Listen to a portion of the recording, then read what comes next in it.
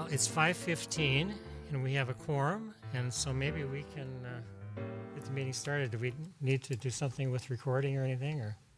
You're all here. Okay. All right. Then I will call the meeting to order. The well, let me just tell you, I have to leave the meeting about 10 to 6 and go attend another Zoom meeting. I'm treasurer of the North Star Foundation, which is the umbrella organization for the Rotary exchange programs for Minnesota, and I had requested that the meeting be postponed for May because I had a conflict and I couldn't control the time, and so at any rate, it's tonight at 6 o'clock. So Tim will take over and can run things when I'm out of here. At any rate. So the first item is the approval of minutes. They're in your packet. I would entertain a motion for their approval. I move that they be approved. Motion made. Do we have a second? Motion made and seconded. I was not here, so I will abstain from voting. All in favor, please signify by saying aye. Aye. Opposed? Minutes are approved. The second item is the external auditor's report on our 23 annual report. Looks like we have somebody here to talk to us about it. We do. Welcome.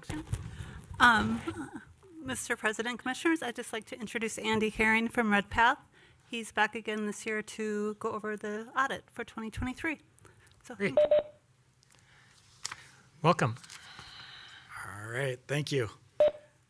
And that, should we wait for the slides or should I just go ahead? All right.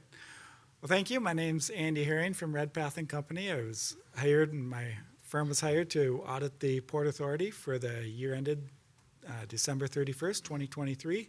So I'm here to present the results of that audit. And when we, just for a little bit of background, when we perform the audit, we're auditing the Port Authority, the city, and the HRA all at the same time, but we're definitely performing specific procedures on each organization. So there was a specific audit performed of the Port Authority, but that audit is all being conducted at the same time. And as part of the audit, we issued 5 reports, an opinion on the financial statements. This is actually last year's document, but the port's individual statements are included within the city's document. So we issued an opinion on the financial statements in this document, a report on internal controls, a report on Minnesota legal compliance, the overall audit. There's a report on federal compliance relating to federal expenditures, but that's not applicable to the Port Authority. So I won't say anything more on that this evening. And then lastly, a governance letter to you folks. A snapshot of the results, all good news. An unmodified opinion, also known as a clean opinion. No internal control or legal compliance findings, and just standard communications to the governing body.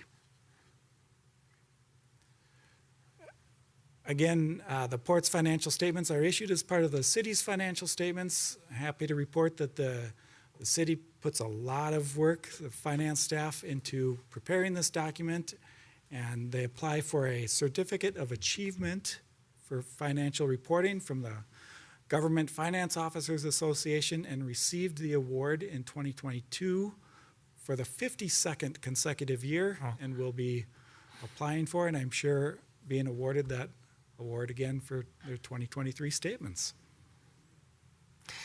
And the city is also AAA rated, so. You got it. So the opinion on the financial statements, what do we do? Our main job is to verify that the amounts and disclosures in this document are fairly stated in all material respects. What does that mean? We do not audit every single transaction. Our job is not to audit to make sure everything is correct down to the penny, but rather we're looking for material misstatements or misstatements that might affect the decisions of the financial statement user. How do we do it? We look at the amounts and disclosures from a couple of different standpoints. Occurrence, is everything that was in the financial statements, did it pertain to the port? Completeness, making sure everything that was supposed to be recorded, for example, were all liabilities of the Port Authority, have they been recorded? And then also accuracy, cutoff, and classification of amounts. We use a variety of auditing techniques, from analytical procedures to inquiry of staff to tracing to source documentation, such as invoices. For the Port Authority, that tends to be more in the form of development agreements, TIF agreements, that sort of thing as well. And again, the result, a clean opinion. For internal controls, that way. That way.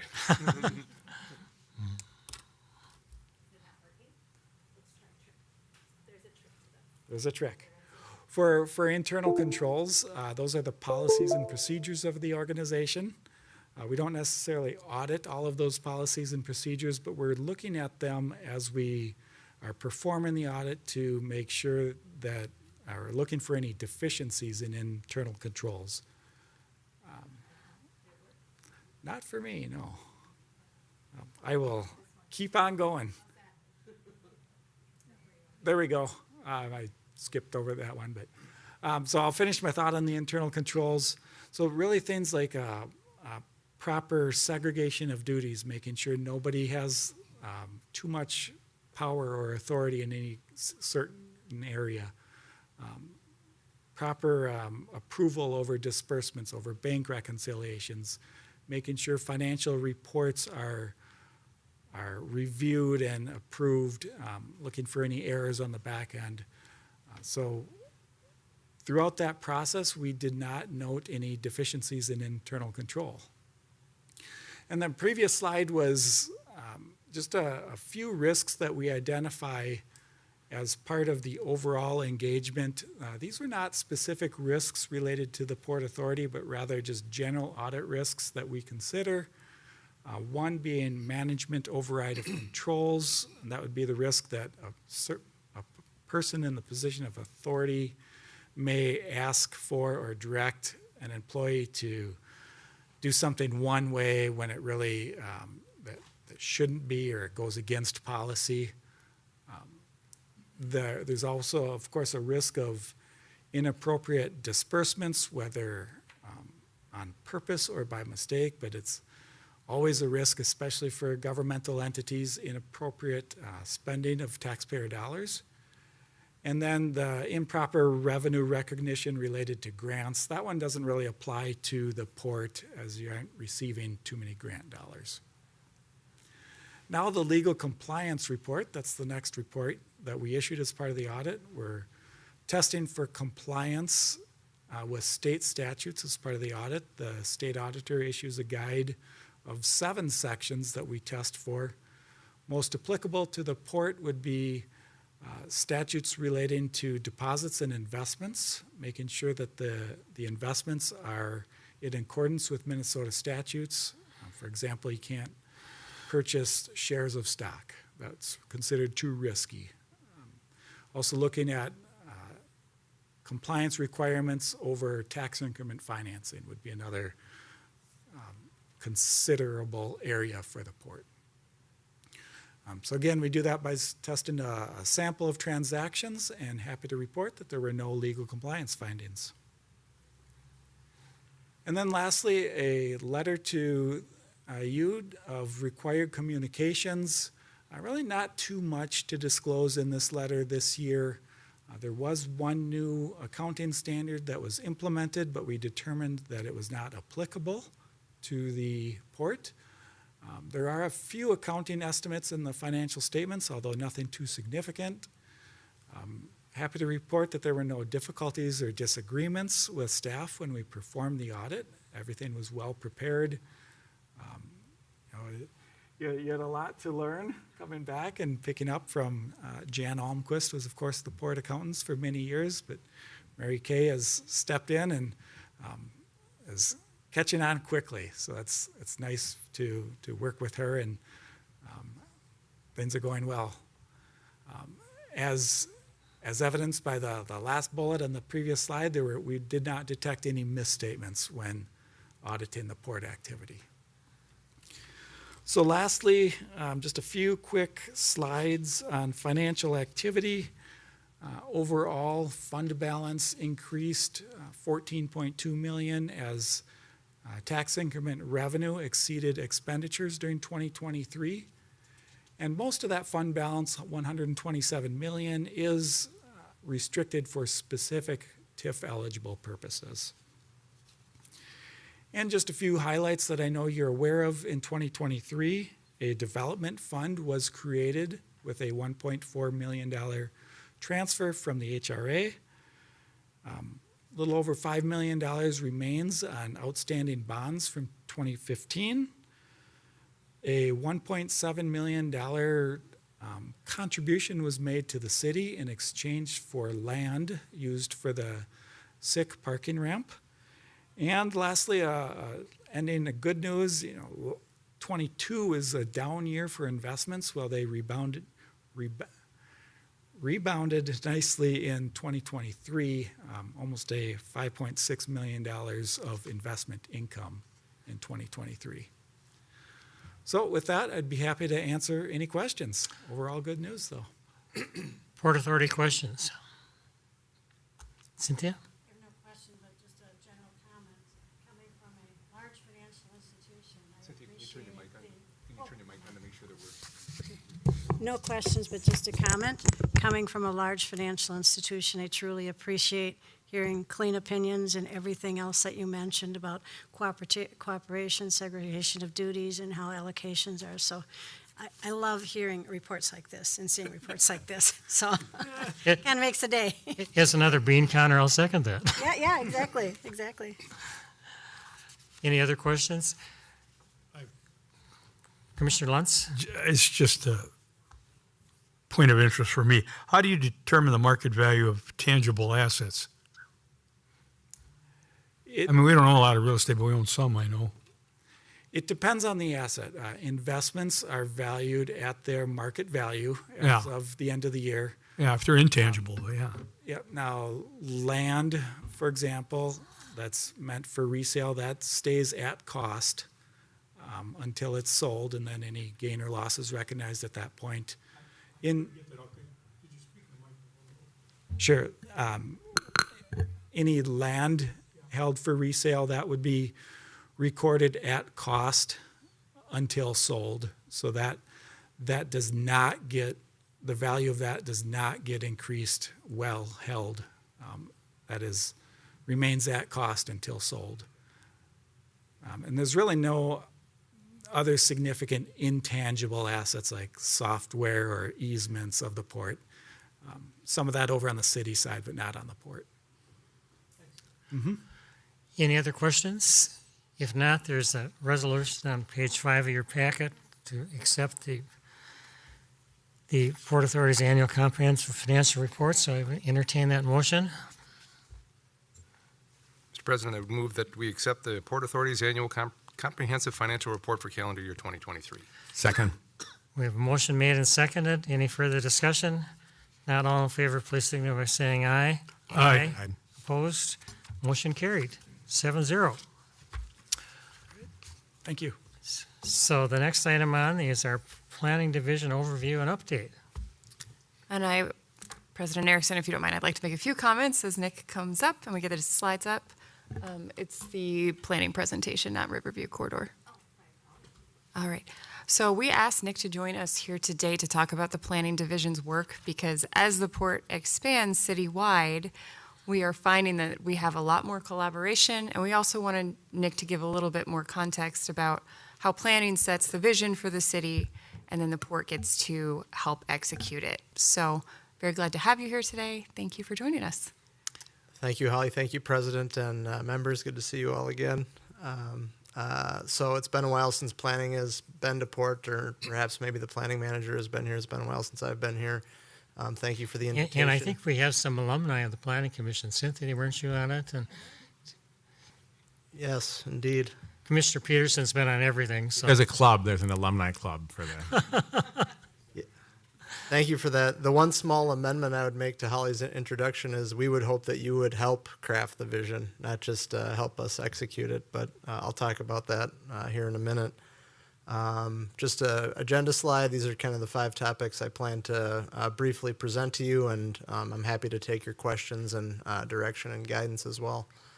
So just as a placeholder or setter, many of you are familiar with how the planning division operates in Bloomington, but we have kind of 2 subunits to the division. Of course, Glenn Markegard is the manager.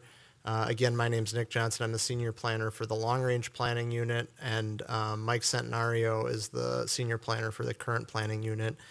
He replaced longtime senior planner Londell Pease, who retired in February. Really? Certainly a long tenure there, and hard to fill those shoes for Mike. Don't envy that. But we basically have these 2 subunits. Current planning does the development review piece, so carries development projects through the public hearing and staff review process. Certainly assortment of other code compliance and just customer contacts and reviews and platting actions in coordination with engineering.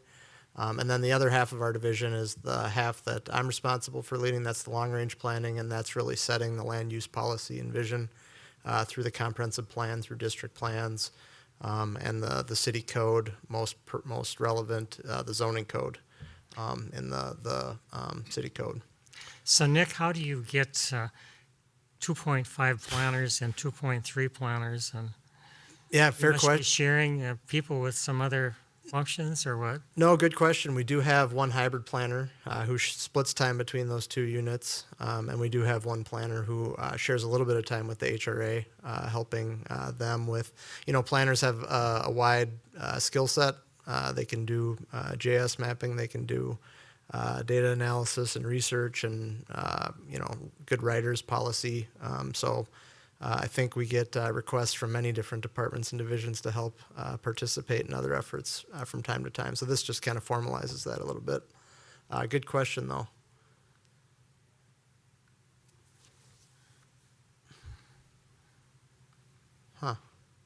Maybe I'm pressing the wrong button here.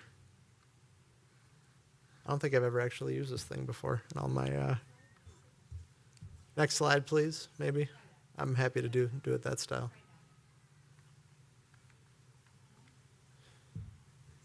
You want to just advance it? That's fine too. Yeah, cool.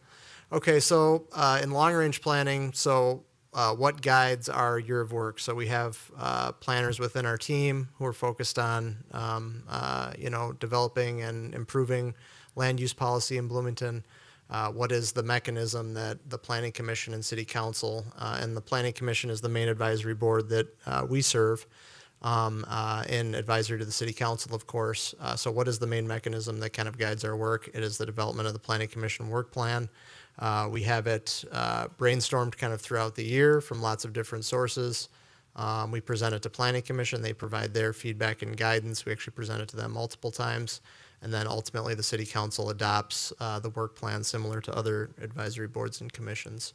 And so one of the things I wanted to touch on and kind of connecting back to Holly's intro is that there's a number of projects on our work plan this year that from my perspective connect to the local economic environment or development environment, the business community in a number of different ways. And maybe since the time I've been here, I don't know every work plan in and out, but I think that this is probably the most intentional or most robust amount of projects aimed at that broader topic in my time here.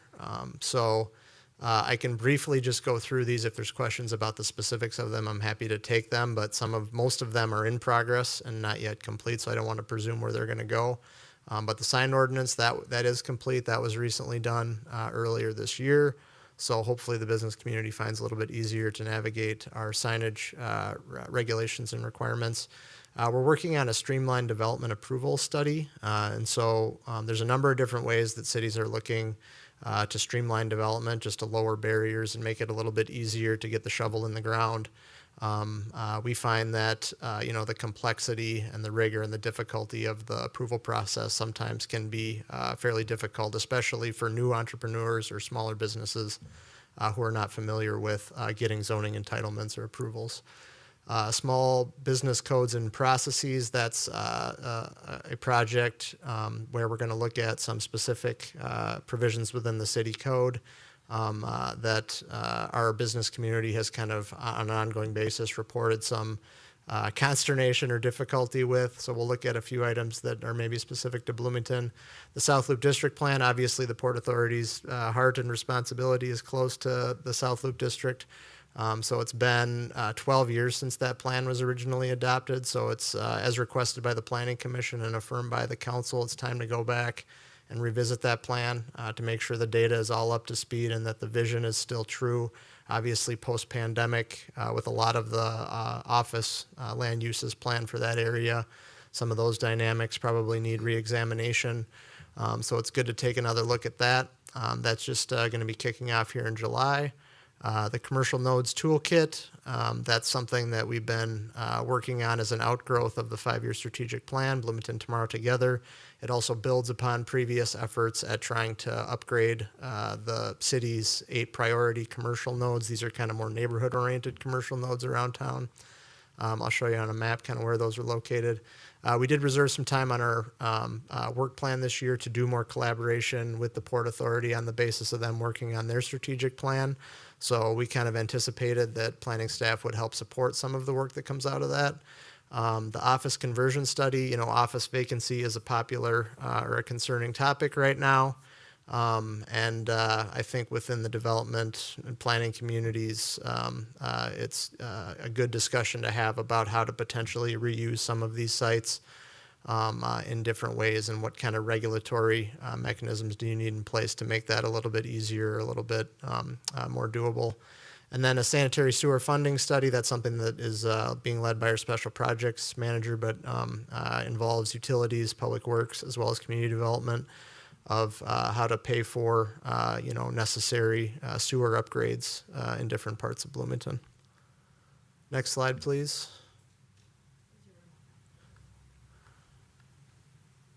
Oh, there we go. So Barb Wolf is here in attendance, and she, with her responsibility in connection to the small business community, she can probably provide good context on this one if requested or if she's compelled to do so. But something that has been kind of a nagging thing over the years from the business community is, say you have business X, and they're saying, I don't like this standard, I don't deal with this in many other cities that I operate in, why does Bloomington do it this way? Typically, and maybe this is anecdotal or more storytelling, so forgive that latitude, but typically sometimes these conversations would stop pretty quickly just in a senior planner's office. Maybe it wouldn't go any further. Maybe there would be brief conversations internal to staff of, hey, is this still the right internal policy? We would affirm that yes, it is, on a fairly informal way, and kind of move on, communicate that to the business owner. They do have, they certainly could seek a private city code amendment, but that's a rigorous and expensive process to do, and it's uncertain to work. So most people don't take that approach. But basically, what is the way that the city staff can collect feedback and examine suggestions from the business community in a more formal way? Luckily, we have a venue or a group already established at the city that represents every department and division who review development already established, and that's Development Review Committee, DRC. So that's an internal staff group. It meets twice a month, and it provides either preliminary or formal review comments on development applications. So this group is already set up. It just hasn't been used as a way to review policy formally in the past. And so what we're proposing to do, and this is still a little bit in construction right now, we don't have all the I's and T's dotted, but basically what we're proposing to do is utilize the Development Review Committee to more formally review these requests or suggestions from the business community about some of our regulations and policies in a more formal way, and then report back to them. Some of the policies, and we're striving to use a consensus-based approach as an internal staff. Some of these policies, or we might conclude that, no, the existing standard is the right one, and these are the reasons why, and give them robust feedback as to why. Some of them we might be able to reach some kind of compromise or some type of alternative that maybe doesn't go all the way to where they would like to see it, but represents an improvement or a more reflection of best practice. And in some cases, we might fully support this update in policy or procedure that the business community is suggesting. But the bigger picture is that previously there's been no formal way to do this. It's kind of always been handled in an informal way, and my assumption is most cities handle these suggestions in an informal way. And so we want to try and professionalize it a little bit in a way that builds confidence and good working relationships with the business community.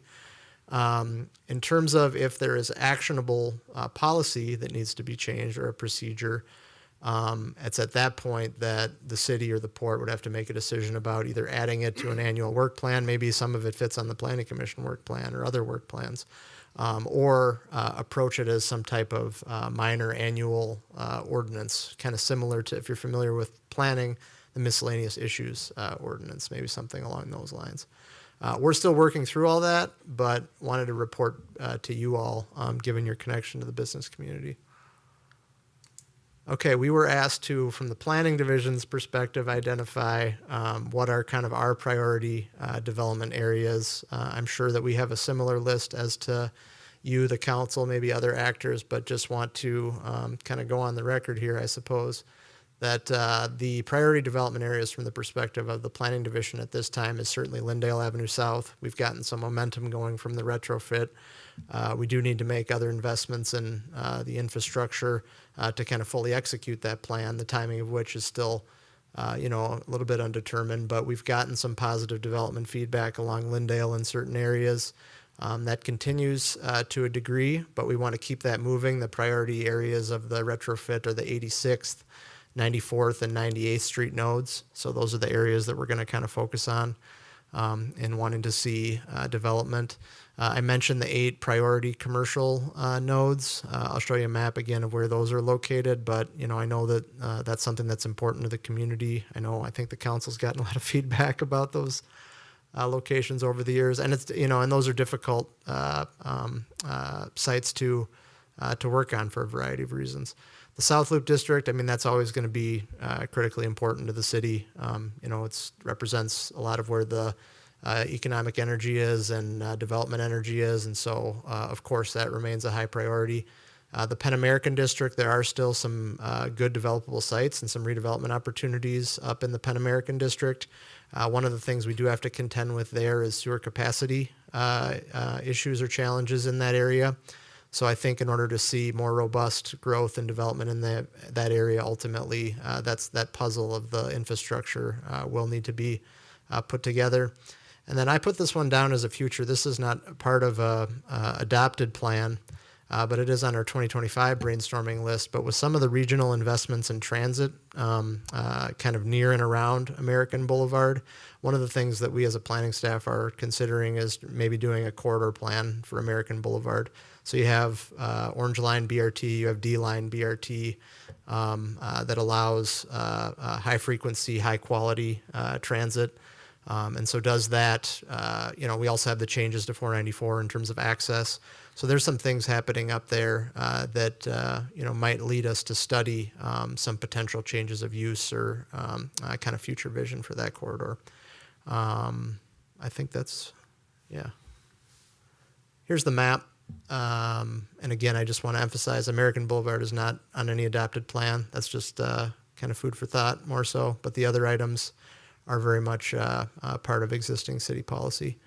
So I think one of the things that Holly wanted to emphasize here, particularly maybe most so with the neighborhood commercial nodes, but with the port expanding its jurisdiction, just getting a sense of kind of geographically speaking where we see priority development areas. You could also always point to the Normandale Lake Office District. My understanding is vacancy is doing quite well there by comparison to other office, kind of suburban office or obviously the Central Business District. But that's another area where that office conversion study might be helpful or relevant. But yeah. So the last thing I want to chat about is just the 2050 comprehensive plan.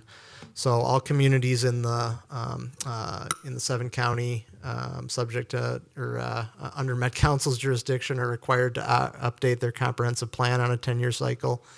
After the Met Council releases its regional plans, the city's comprehensive plan has to be in alignment with Met Council's regional plans, but there still is a lot of discretion as long as you are within the boundaries of the regional plans for the city to chart out its vision, chart out its strategic actions in order to kind of be the community that it wants to be in a number of different areas. So we last did this in 2018. The next deadline for the city to update its comp plan will be in 2028. We are actually going to start, even though the regional plan is not released until 26, we plan to start just preliminary planning for the effort actually next year. Something that we hope to reserve some time on the work plan for, just in terms of planning out community engagement and schedule and all of the things that involve a major update such as this. But the thing I wanted to emphasize most with the port and with other boards and commissions as we'll go through it is that, I mean, yes, the planning division staff has chiefly been responsible for preparing this document in the past, but it really should receive input and direction from all of the city's advisory boards and commissions. And the important role that the Port Authority plays, especially now with the larger jurisdiction, it'll just be really important to get your feedback about what kind of economic environment, what kind of regulatory environment the city should be considering in order to achieve its goals identified in the comp plan. So certainly we'll be looking to get some feedback from you all on that. And one thing I forgot to mention is that on the Planning Commission work plan, sorry to go backwards, but we also accept feedback on suggested projects for that. So if there's something that comes up as part of some of your discussions that touches on zoning or land use policy, certainly you can share that with Holly. Holly can recommend that to us as a project to consider on the Planning Commission work plan. Obviously, the Planning Commission and Council have to affirm that, but we welcome your feedback in that regard. So with that, I'll stand for any questions you might have or suggestions. Well, thank you, Nick. And I'm going to have to leave in a couple of minutes to go to this other meeting, but I just wanted to put a couple of things down, and then I'll ask Tim to take over. But in looking through this, and I've had discussions with Holly on this, when I was at the University of Minnesota, we did a campus master planning plan. And it was really transformative for the campus. It created an idea where things could be and some vision and things. And then when I became a trustee of MinSCU, because I'd been involved with that, we did kind of the same thing on at least the state university campuses and a lot of the other ones. And again, it was something that transformed the way they thought about it. So I have said, is that something that we should consider doing to create a bigger vision? The other thing that I look at in your plan is it's mostly commercial areas. And I think in Bloomington, because we're over 30% parkland, we have an opportunity to have denser housing adjacent to the parks. And the question gets to be whether we are proactive on this or reactive. Bloomington, in many areas, has large lot sizes, which means that a developer could come in and really probably pretty cost-effectively purchase a block. They'd have to do it with straw buyers or something so somebody doesn't know what's going on. But I mean, you could have something where somebody could, in effect, force a change. So it's just an issue whether that is something that it is worthwhile to think about how we get ahead of that process and create it. But I think as a city, we talk about having parkland, but we don't really do anything about it. And in terms of the access, a lot of it is not very accessible. So at any rate, with that, I'm going to turn it over to Tim, and thank you very much. Thank you, Mr. President. Commissioners, any other questions of Nick? Commissioner Lunds and then Commissioner Hunt. Commissioner Lunds. Could I get you to go back a couple slides? I'll certainly try, Commissioner Lutz. While I'm filibustering. One more. I want that one, but I want to go back one more. Just a curiosity question. Yeah. What is that depicted, that artist concept in the bottom right corner? That Looks is like an urban downtown area. That's the cover sheet of the Penn American District Plan. So you can see. Okay. Yep. Okay, it's tied in above. Okay. Yeah, that's and could you American go over one? There. They get a red dot. They're priority commercial nodes. Does that mean how do they get classified as that, or why are they? And is there something, have you been getting developer interest in to do new developments there? Is that why they're front and center on here? Because there's certainly more commercial areas than this. I mean, like Valley West doesn't show at all. Yep. But and living way on the west edge of the city, two of them are over there. So I was just curious about that. And the mayor and I were talking about this on Saturday. That shopping center at Dred Scott is the most access challenged commercial piece of real estate in the city. And we're getting a new pizza parlor there, and I would love to see them succeed. And anything the city could do to improve access there, I think would be wonderful. So I was just wondering why the red dots were identified. And then why are the red dots identified also in the Lindale Strip and the West American Boulevard Strip? Yeah, good questions. Acting President, Acting President Commissioner Lunds. Thank you. I'll take those questions backwards maybe. I think the reason why they're overlaid over one another is that they're subject basically to multiple policy documents or initiatives on the part of the city. So it's not an intent to duplicate efforts by any means. But in the case of, say, on Lindale, the Lindale Avenue retrofit, of course, covers the stretch of Lindale between American all the way down to 98th Street and those kind of corresponding nodes that I mentioned. The backing of the priority commercial nodes is actually a study or an effort done by Jason Schmidt, so we can benefit from his work one more time here in 2016, I believe, where they went through a complex matrix where they listed all these different values or factors that they evaluated all of the neighborhood commercial nodes in Bloomington, and through a scoring system of vacancy, infrastructure, other factors. I don't have them all up here on the top of my head, but they landed on these 8 being that priority. The good news is that in terms of why not look at other ones, the project that we're working on right now for the neighborhood commercial nodes, we're trying to assemble a toolkit, basically. My understanding, and not being directly involved, but peripherally speaking, the city's approach to commercial node redevelopment has been more, we want to do bigger scale projects to kind of reset or fully redevelop some of these corners at these nodes. What this toolkit potentially offers is a range of interventions where you can actually keep a lot of the existing businesses in place, maybe not even change the footprint or the building of the site, but improve it in a variety of ways that add vibrancy, make it a more desirable commercial node in a variety of different ways. The good news is through this toolkit is that, yes, we are going to target these 8 priority nodes with some of our engagement or trying to coordinate or communicate with these owners. But the application of the toolkit, the actual tools within it, some of the potential interventions that will be included, those will be applicable to all of the neighborhood commercial nodes of Bloomington. They won't be limited to the priority ones. Now, say if the city set up some type of financial incentive or support that way, maybe the priority. And this is, it's from 2016, so you can always re-examine what the priority nodes are, but this current project reflects that work that was done in 2016. Hopefully I answered your question.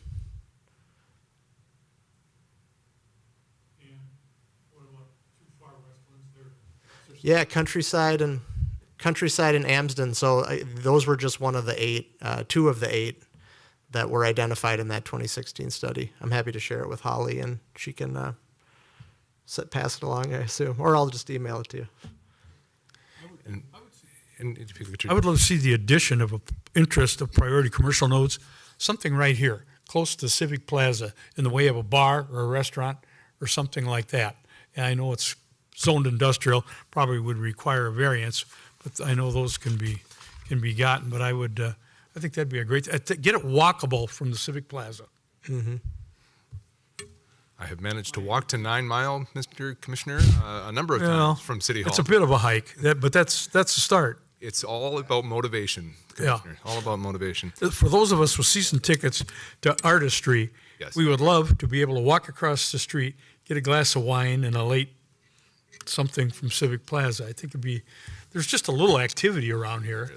There is. So, and I will add, if I could add to Nick's comments, you mentioned Valley West. I think if I recall this whole discussion, the investment that's been made in Valley West, because there was significant investment on 3 of the 4 corners, I believe. And so I think that kind of pushed it off the priority area just because there has been investment made. There's plenty of opportunity still. Commissioner Hunt. Just had a comment about appreciation for the DRC and using that as a mechanism to bubble up different ideas that people have seen rather than, oh yeah, that's a great idea. And also that it gives the impression, or the increases the perception of the business community, developers and so forth, that the city is really interested in working and oh, okay, well, we'll take that under and this is when we'll consider it, or so, oh yeah, and move on and on to the next one. So I appreciate that. Thank you for your comment. Commissioner Nelson. Thank you. Whoever you are. Sorry, I forgot what I'm saying. Acting important person. I agree with the DRC thing, and I think it's great to have a process in which people can bring forth changes that they see that would help their business. So thank you for that. The commercial nodes, one of the things that I would add in is just, and you kind of touched on this, but making sure that we look at opportunities to add housing within those, because those are the locations that we could add density without starting to really impact single-family residential neighborhoods, which is, I think the tension that I hear about between people. And restaurants, I agree with having a possibility for one at the Civic Plaza. I'd appreciate if it could be open at 11:15 on Mondays for no particular reason. But I also think that there's an opportunity when we look at all of the things that we've done to be more small business friendly, to be more open to restaurants, to the things we're looking at.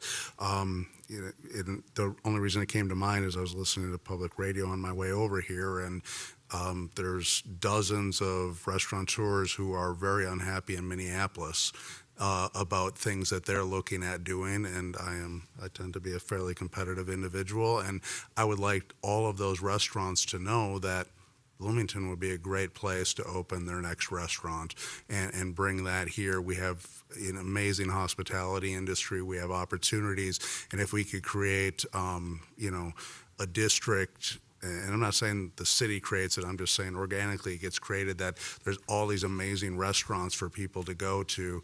I think that'd be great. And, I'm so excited about all the stuff we've done the last 5 years, all the restaurants that have opened up, not because of us, but because of entrepreneurs that have opened them up, and maybe we played a small part in helping facilitate that. So I appreciate the update here on everything that planning is doing and how it relates to the port and the port's expanded role throughout the community. Commissioners, any other discussion, conversation, comments?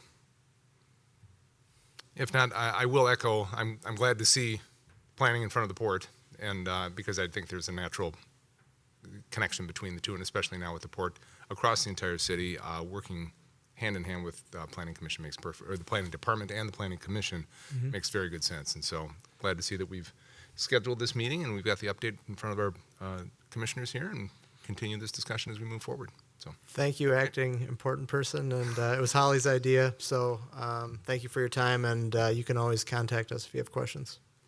Thank you, Nick. Item 2.3 on our agenda is an update on the Riverview corridor, something near and dear to my heart. I think I've told this story before. When I was on the city council, early on the city council, the former city manager came to me, and I had worked on the Green Line as it went through the University of Minnesota campus, and so he knew I had worked on mass transit, and he said, "We need a representative on the Riverview corridor. I think you should do it. It's going to be like 4 or 5 meetings." And I literally have started my second decade on the Riverview Corridor Policy Advisory Committee now. So we are going to get an update from our friends at Ramsey County. I think they're there. Kevin, are you with us? Kevin and Jennifer? Hello, Mayor. Yes, I am here. Kevin, thank you for joining us this evening, and we're looking forward to your update. I think we've got the presentation up. We don't see you yet. Oh, okay. I'll share I have my camera turned on. Oh, okay. It maybe use your arrow on one end or the other. It doesn't. Okay. Oh, Okay, looks like Merritt is sharing my screen.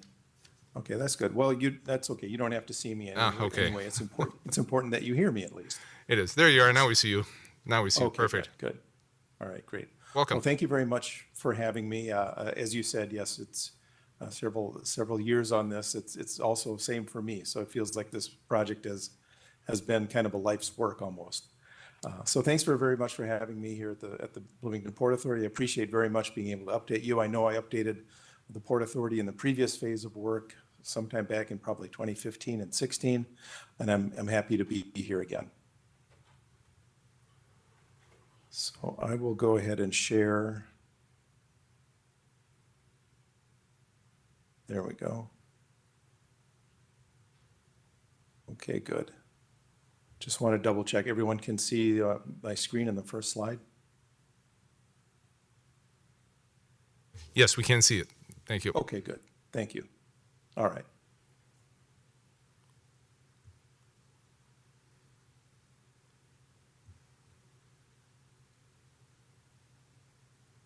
All right, there we go. Advancing slides.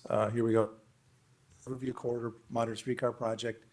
It is a 12-mile long planned transportation connection running from downtown St. Paul along West 7th Street or Highway 5 in St. Paul, crossing the river on the Highway 5 bridge, connecting with historic Fort Snelling Blue Line, and interlining with Blue Line, and then running through into Bloomington South Loop, into the airport, and then finally to the Mall of America.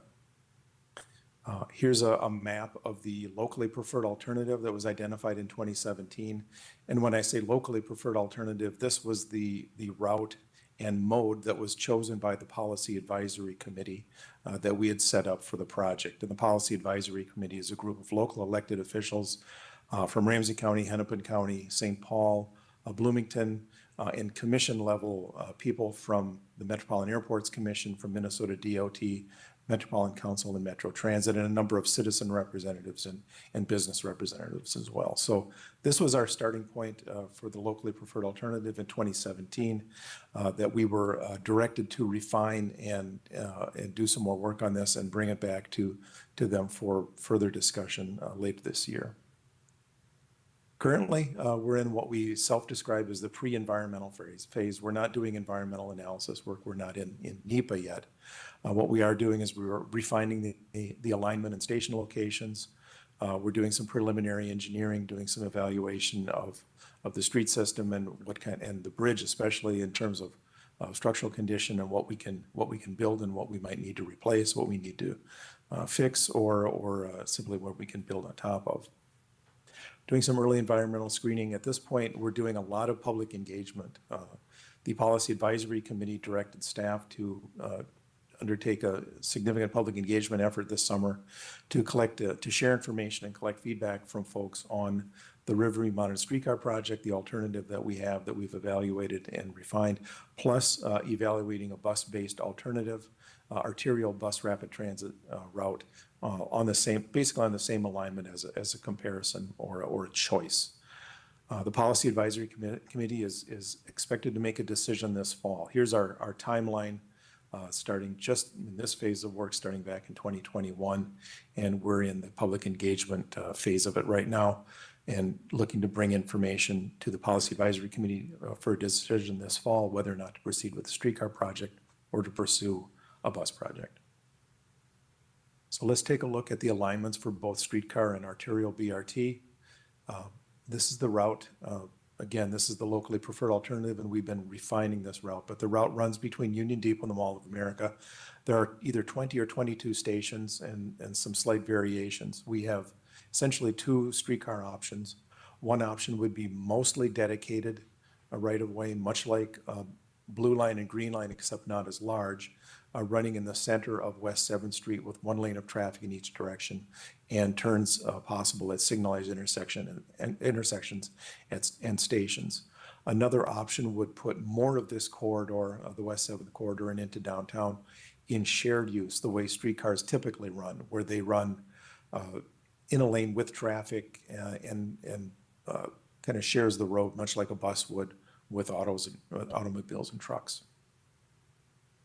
Here's a look at the end-of-line station at Mall of America here in Bloomington. It would, as I mentioned, the Riverview Modern Streetcar would interline at the Bloomington, or rather at the Fort Snelling Blue Line station. It would follow Blue Line tracks into Bloomington through the South Loop. But before getting to the end of the line at Mall of America, we proposed building a new connection that is shown there in gold and yellow. It would be an elevated, gradually elevated section of track that would start right there at the intersection of 82nd Street and 24th Avenue and head straight east and west to the mall. Elevated, it would gradually climb, and we would have a station, propose a station above 24th Avenue, connected to the Mall of America and close to the existing transit station there at the mall. What this does is a number of things that I'll share with you in the next slide, but it removes the need for the existing Blue Line track that runs around half of the eastern and southern half of the adjoining lands next to the Mall of America. And also no need to have the gates, the signal and gate arms going up and down on 24th Avenue, blocking traffic. So as I said, this would also be used by Blue Line as well. So this is also a Blue Line station. It would shorten travel time for Blue Line riders by about 2 minutes. It removes that track, as I mentioned, east of the mall, opening it up for redevelopment. It addresses the traffic conditions at Killebrew and 24th, taking out those signal gates. And it adds flexibility to trains in events both in Minneapolis and St. Paul. Trains can be staged here. Extra trains can be staged in this area and run more frequently up to Target Field for Twins games in the summer, US Bank Stadium games in the winter, and Wild games at XL in the winter as well. The approximate cost of a new station above 24th Avenue is about $285 million. And there are a couple of graphics on this slide that show just kind of a concept of what it might look like. The top picture shows a single Riverview streetcar on essentially the south side of the platform. That would be the covered area there is the big platform. Blue Line trains would be on the other side where you're looking in the other direction. Trains that come in, people would leave the train, walk into the mall. They could go down elevator, escalator into the transit center, or they could continue walking on the second level of the parking ramp there at the Mall of America and get into the mall that way. Here's another bird's eye view. This is kind of a close-up of that first graphic that you saw on the previous slide. This is northwest. You're looking toward 24th Avenue if you're kind of above the adjoining lands. And here is a look if you're looking northwest, if you're on 24th Avenue looking up and looking toward the mall there on the left and the train station. And another look from the other direction basically from 82nd Street. We have an arterial bus route, bus rapid transit route, alignment, and stations. I'll share that information with you now too. The route essentially follows the Route 54. It kind of mirrors the Route 54 bus that serves now, except for a small portion there at Norfolk Avenue. If you can see my cursor there, it would diverge a little bit off of West 7th and serve a large empty parcel of land there with a station as an incentive for redevelopment. But the route between Union Depot and Mall of America includes 21 stations. A number of those would be existing stations in downtown that could be reused as it runs. You can see in the inset there, it runs on 5th and 6th Street downtown St. Paul and connects to Union Depot. Here's the route more specifically in Bloomington. It would come down 34th Avenue after it leaves the airport and comes out of the tunnel and heads south. There'd be a station there at just north of American Boulevard, adjacent to the Blue Line station at American Boulevard. From there, as I'm heading south, it would turn west. It would follow American Boulevard and then turn south on 30th Avenue. There'd be a station there at 30th Avenue between Winstead Way and 30th Avenue, very close to the Blue Line station there at 30th Avenue. And from there, it would continue on Lindau Lane around the traffic circle, and there to at 26th Avenue, we propose to have a station there to serve the businesses and residential properties and hotels and things that are there outside the mall. So people in that area don't have to walk all the way to 30th or go into the mall to access the trains. So that would be access the bus. So there'd be a station there, and then from there it would continue into the Mall of America and use the existing transit station that's there.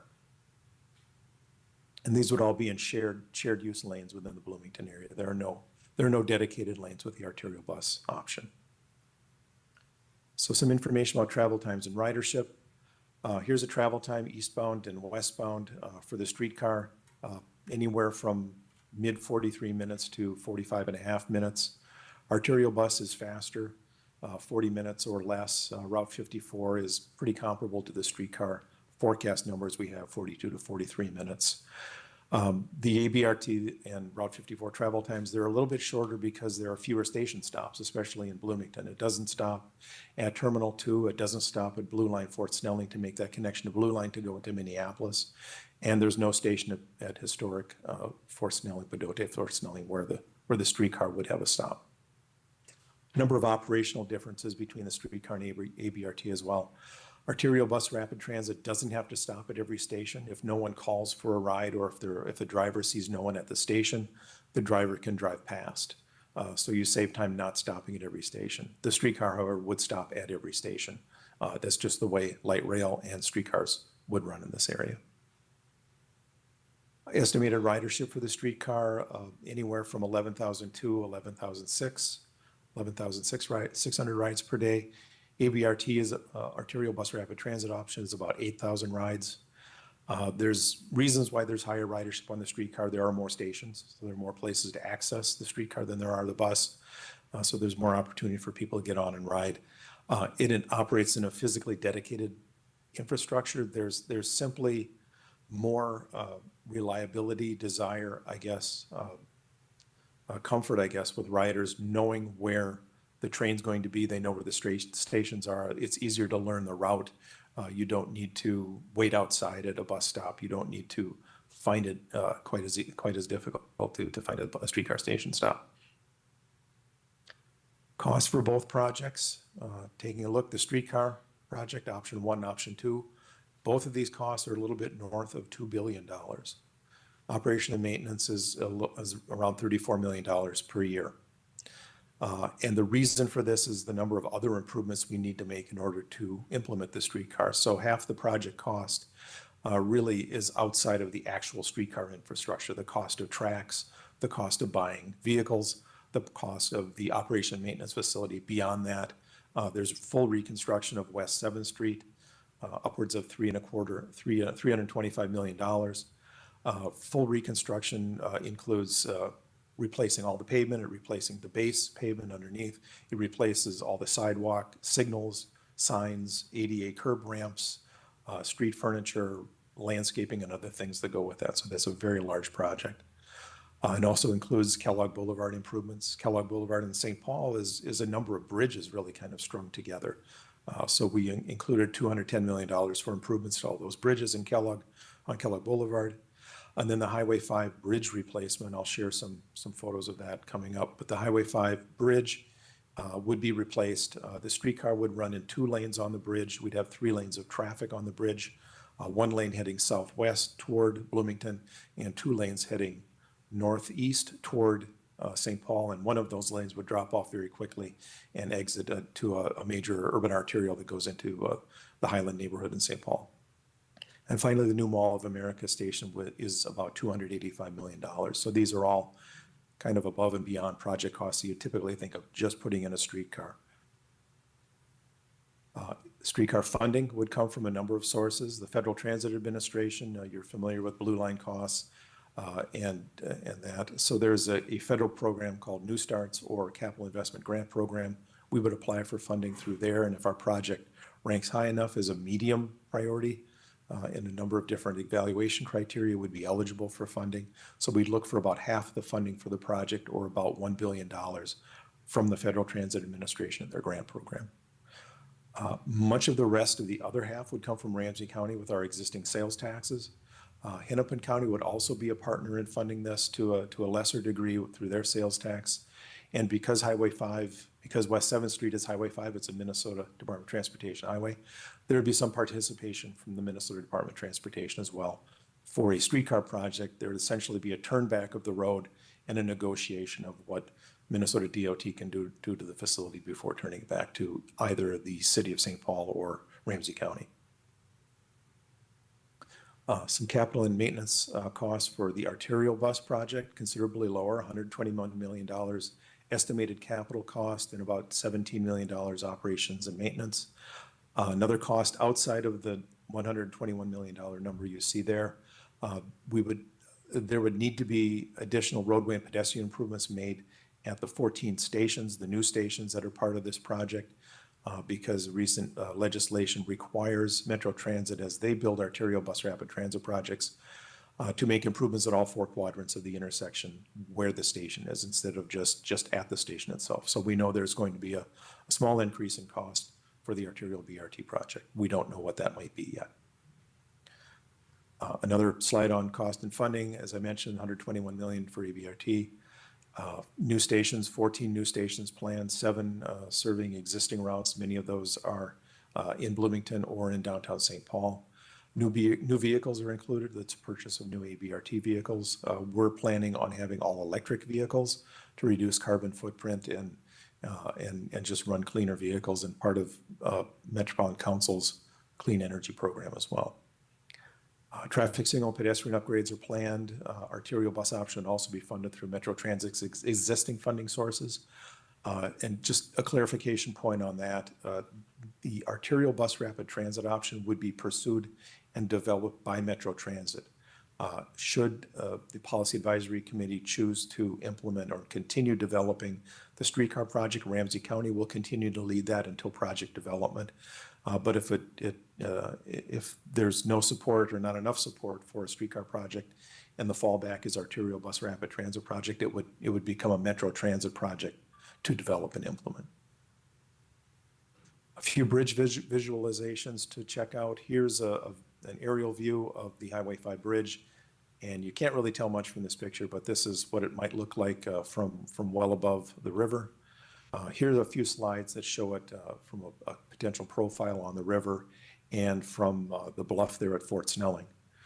This Highway 5 project would improve safe access for pedestrians and bicyclists.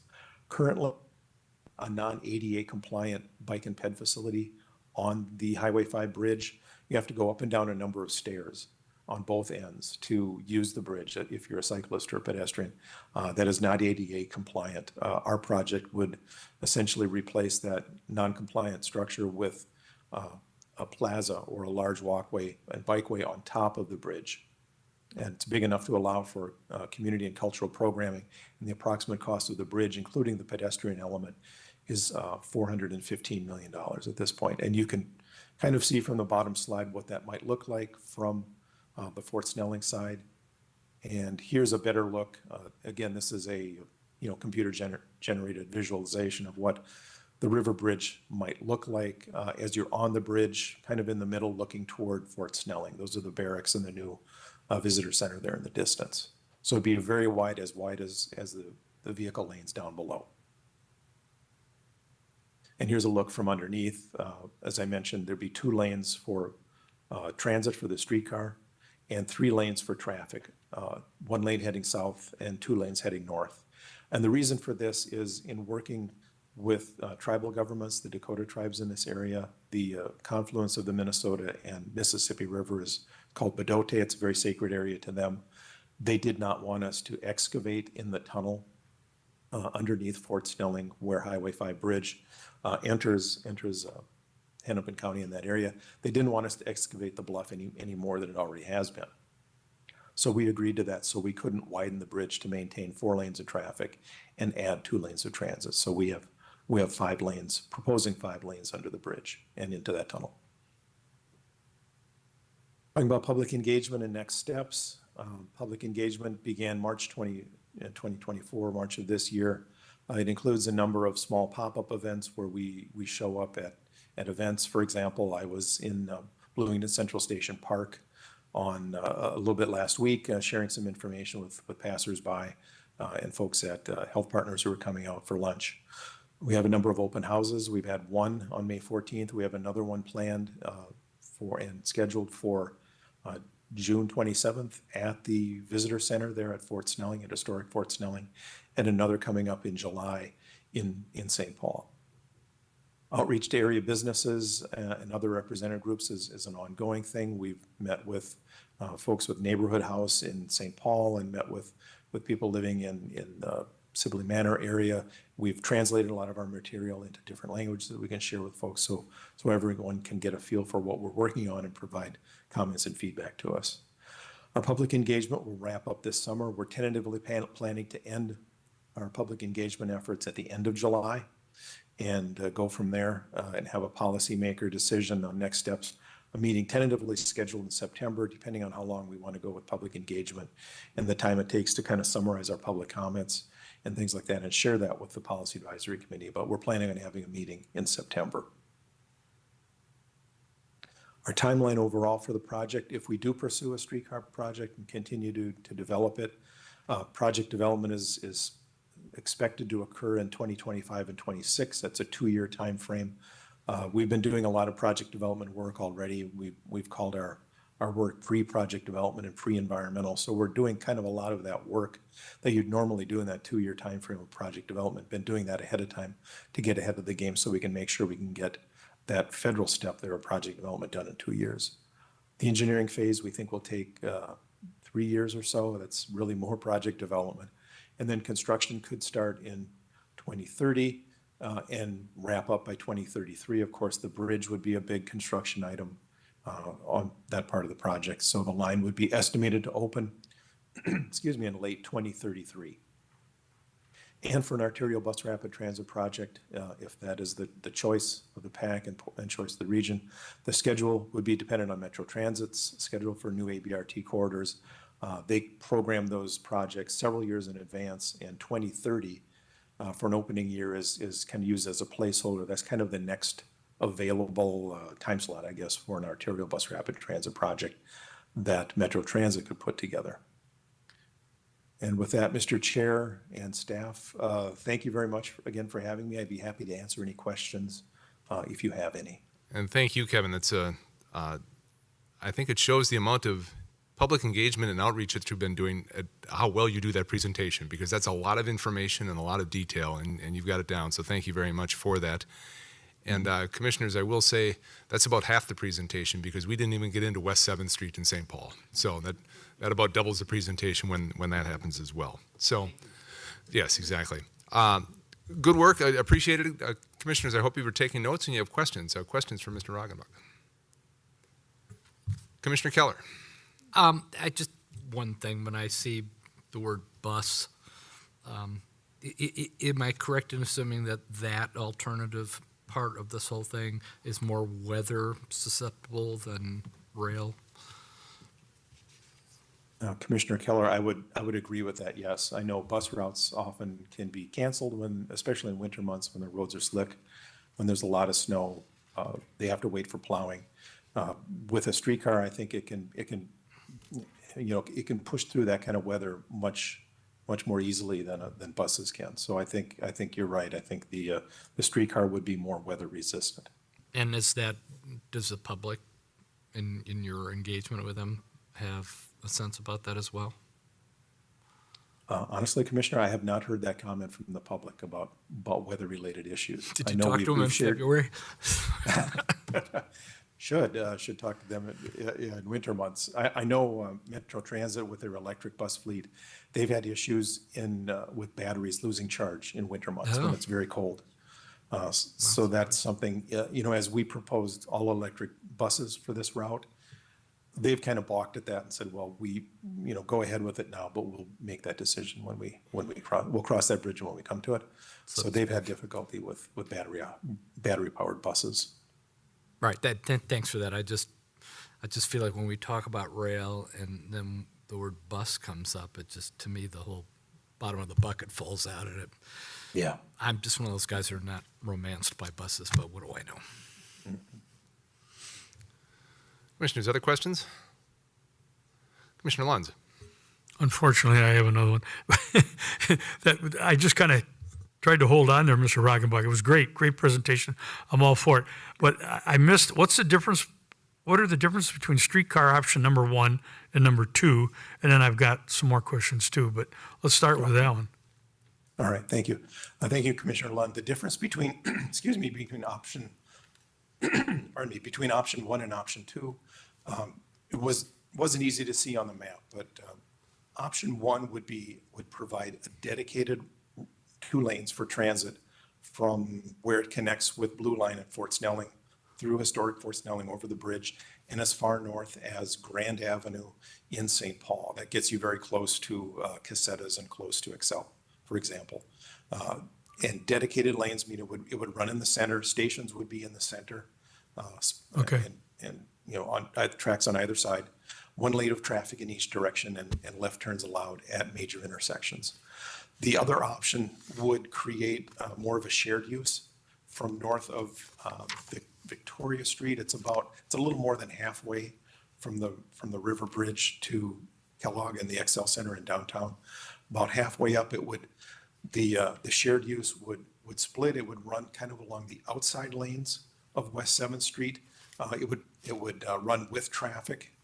It'd still be a 3-lane section, but it would run with traffic and a little more susceptible to delays with traffic or breakdowns and things like that. But it would also allow for more on-street parking to be preserved on West 7th Street. It's something very important to the businesses there. Is just a slight different design alternative. The route is exactly the same. And the number of stations, we'd have 2 more stations with the shared use. So we'd, I guess, add a couple more stations, kind of fill in the gaps a little bit more with the shared use design of that project in that part of St. Paul. Okay. Okay. Okay, that's a routing thing. The Green Line runs about 10 miles between the downtowns. I believe there are 17 stops, something like that. Is that about right? I believe, yes, I believe so. Yeah, and that takes, I don't know how many minutes. It seems to me it takes about 40 minutes or something like that too. I mean, I'm all for this. I think it's great. I love light rail. It's my analogy is the movie Mozart. Mozart premieres a symphony in Vienna. The Emperor of Austria comes up to him and says, "What'd you think?" And Mozart says, "What did you think of it, Your Majesty?" And he goes, "Too many notes and too many stations." I mean, you know, if I can't even do it, but 12 miles long, 21 stops, 1 stop every 0.57 miles average. That's 3,010 feet divided by 100 yards. That's 1 stop every 10 football fields. So my question is, are all those stops politically set in place? I mean, some of those along West 7th, I worked in downtown St. Paul for years. Some of those streets, I don't know. I mean, we all know Davern and Lexington and Randolph, but Otto and some of these other ones, are they set? Is that a done deal? These are just questions. I think it's great, but. Commissioner Lund, I would say that nothing really is set in stone. We have, as I mentioned in the schedule, we've got a number of years yet to complete project development and then engineering beyond that. I think during project development, I'd really consider that more further refinement of what we have right now. And it could be that these stations would move around a little bit. It's possible that they could be spread out a little bit more. I know travel time, I know the ridership forecasting model is very sensitive to travel time.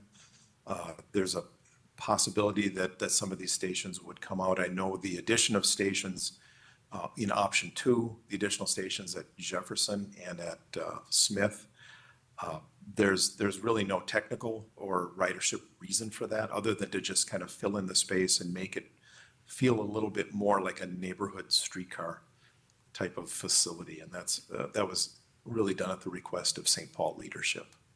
So I'd say the stations are not set in stone, but they certainly are in what we're sharing right now.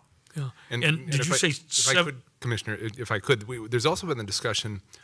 We look a lot of times at the run time end to end, and we make the acknowledgement that most people aren't going to ride it end to end.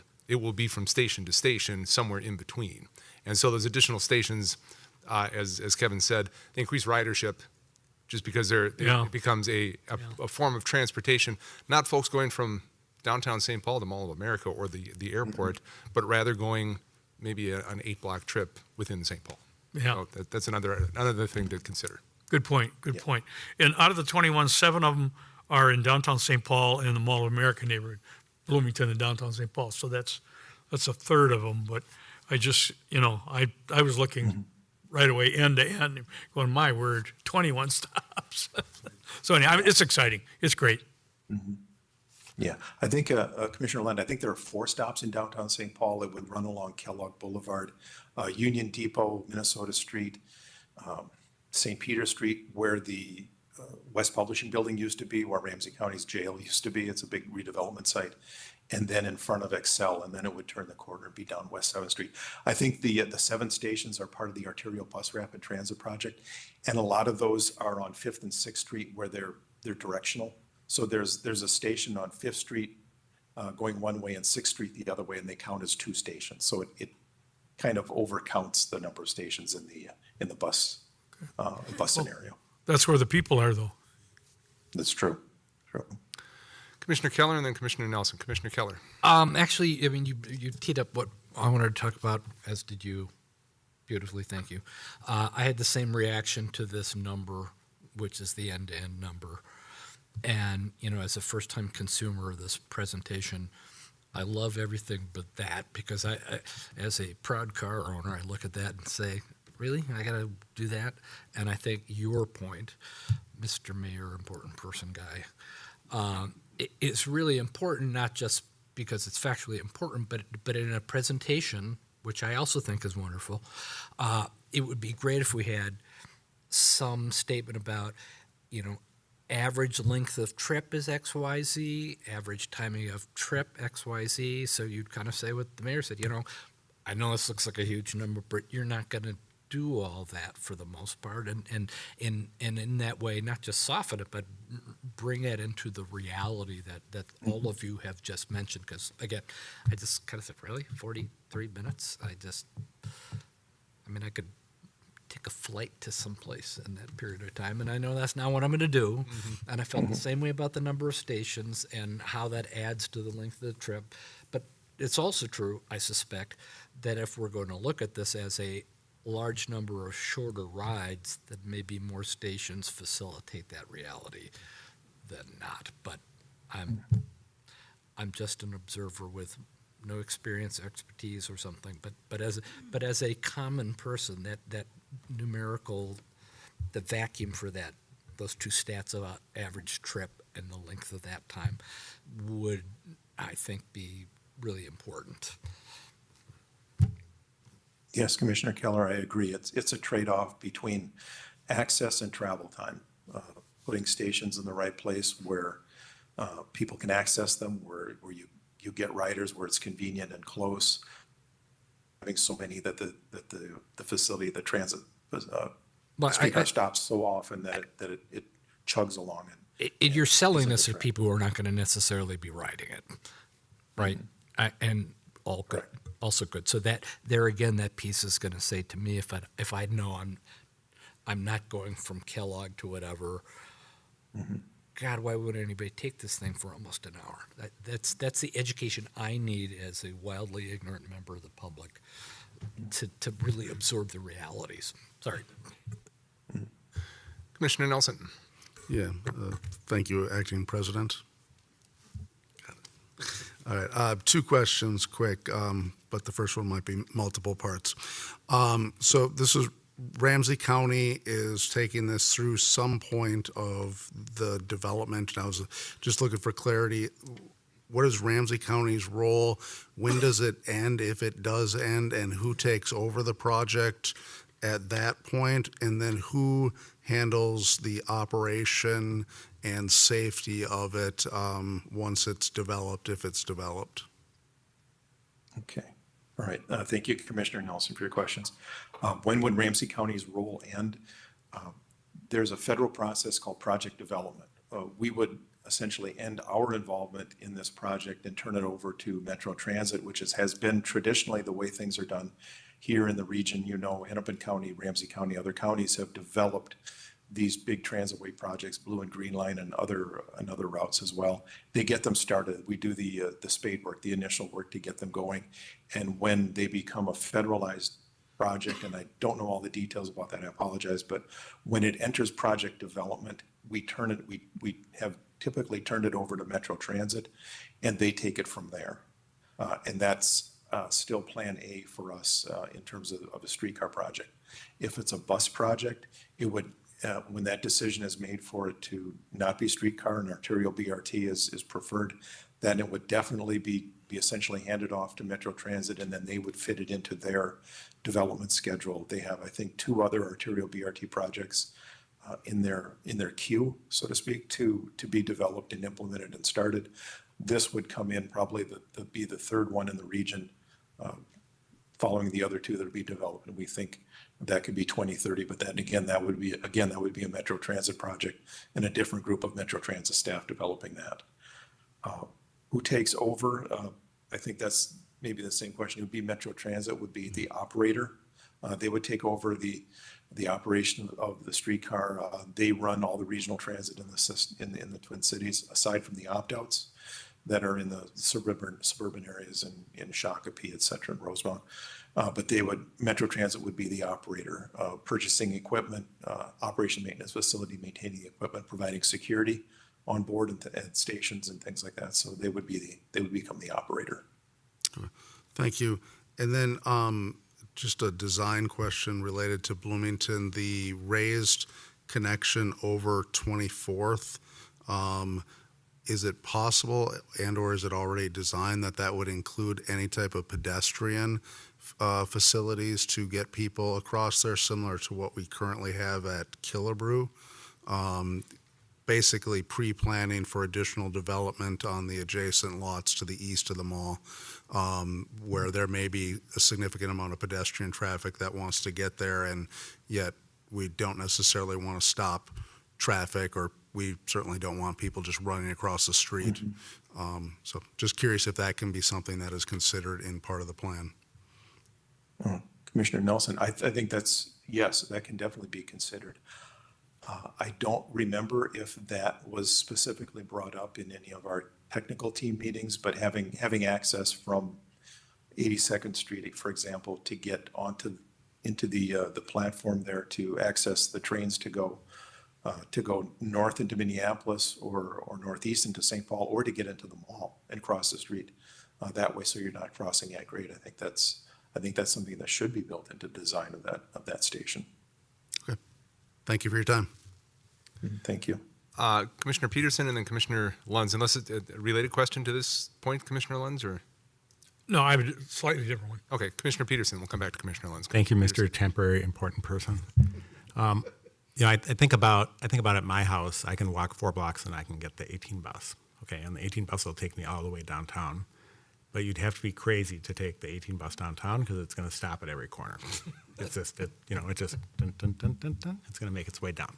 If I'm going to take the bus downtown, I'm going to go to the park and ride at 98th Street and be 4 stops, and I'll be into downtown from there.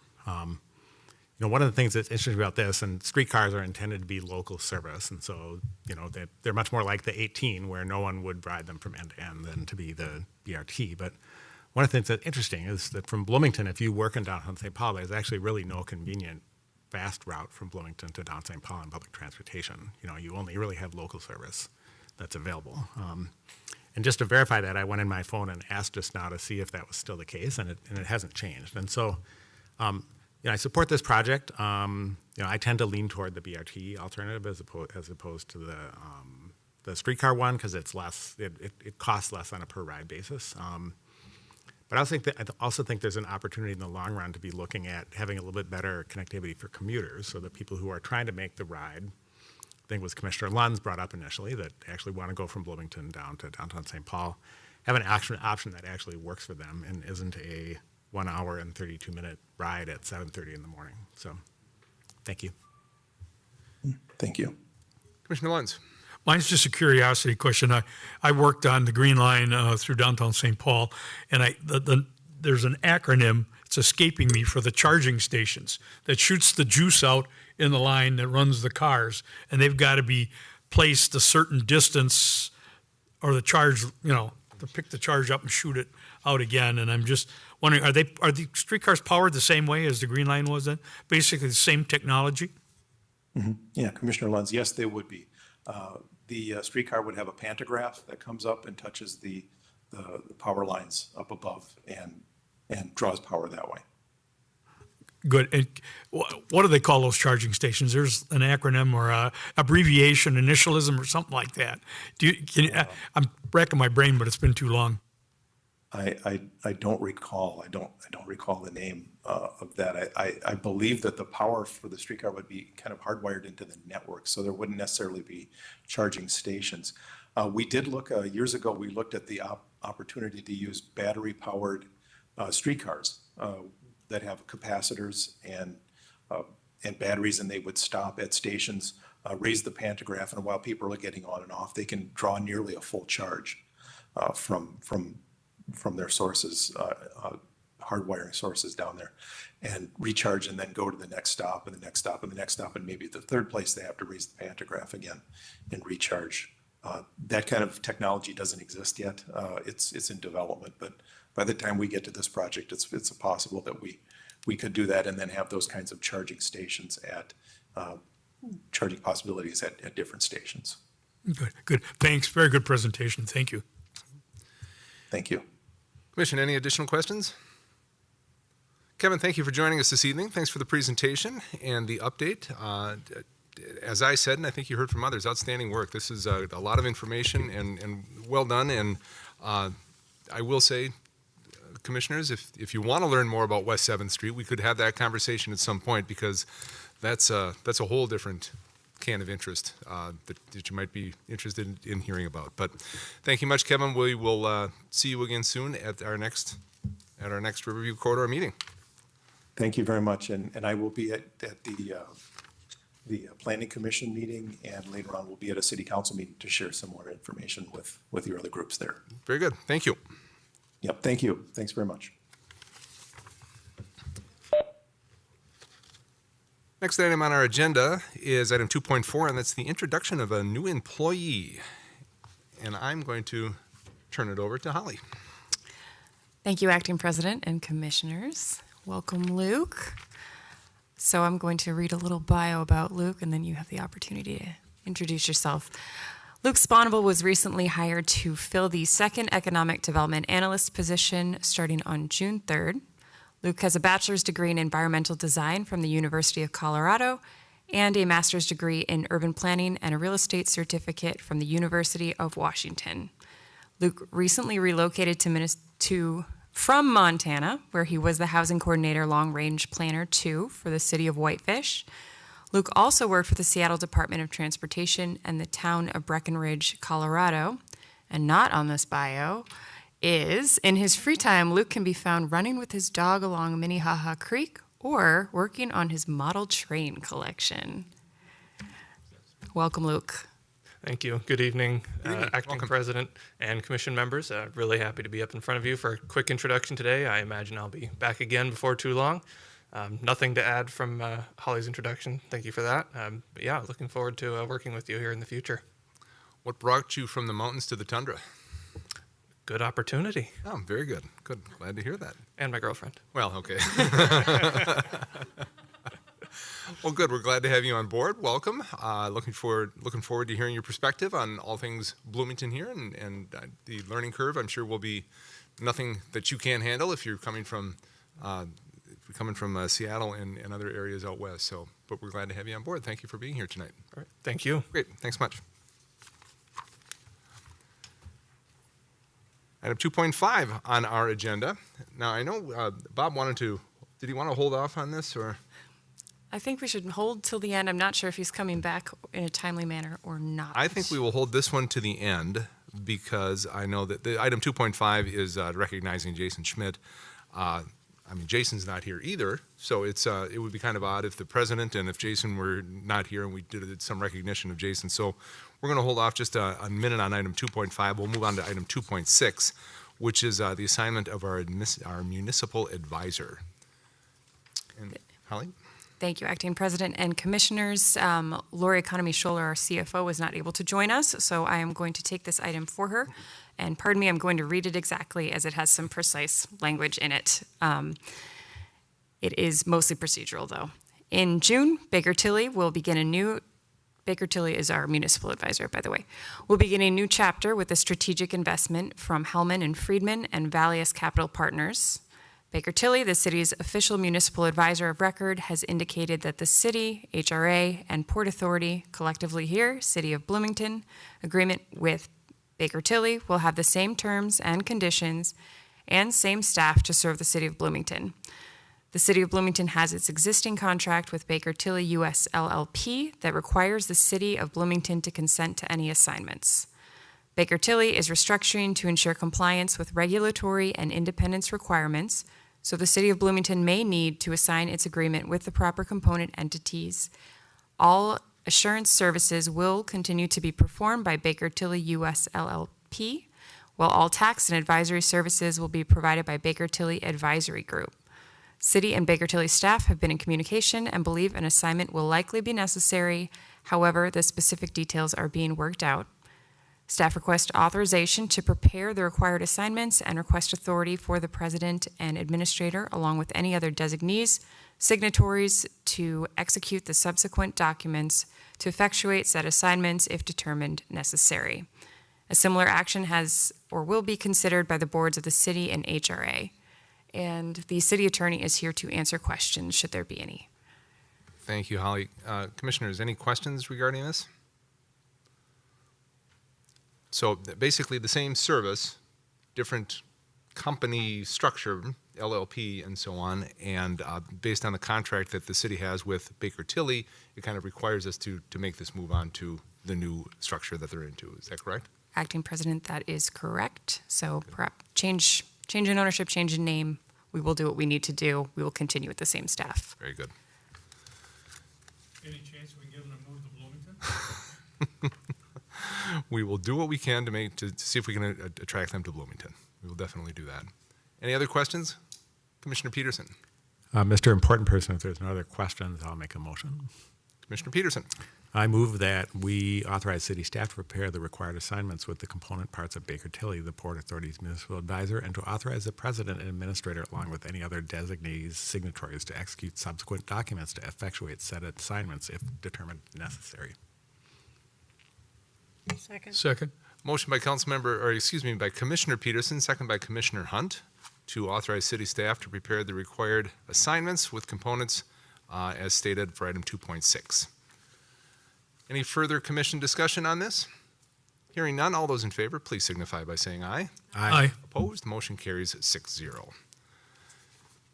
We'll move on to item 2.7. This is an update to the bylaws of the Port Authority of the City of Bloomington. Julie Eddington, our Port Counsel, will lead us through this. Good evening, welcome. Good evening, thank you for having me. And Julie, if I could ask you to get the microphone and right into it, because it's the acoustics up here are tough sometimes. Thank you. Good evening. I am here to talk about the bylaws, and we can do this one or two ways. We can go through it page by page, or I can also answer questions if you have them.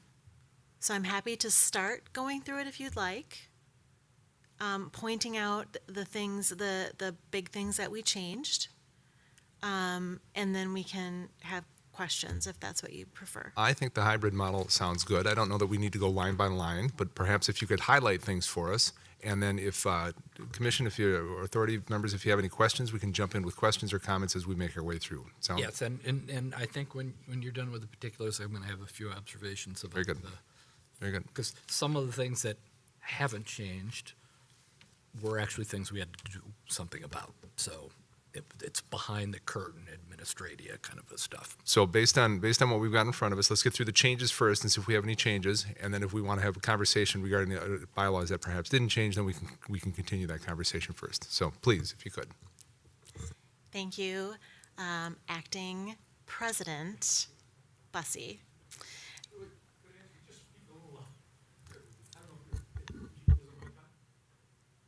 Yes, it is. Okay. I will start with, let's see here. Okay. So the last time that we did look at the bylaws was 2014, and I had drafted those back then. So it's been 10 years since we've looked at the bylaws, really. So what we did was formed a group of people. That was Melissa Manderscheid, myself, Holly, and Commissioner Keller was also part of the group. And we put together our significant changes, and those are in a red line in your packet if you want to look at those. The first, for name, office, and seal, we just changed municipal building to Bloomington Civics Plaza, added and got rid of a few things. In Article 2, we went through the numbers and the terms of the Port Authority commissioners. And we got rid of a few things that were a little bit overcomplicated. And we hoped to have made this section a little bit more easy to read.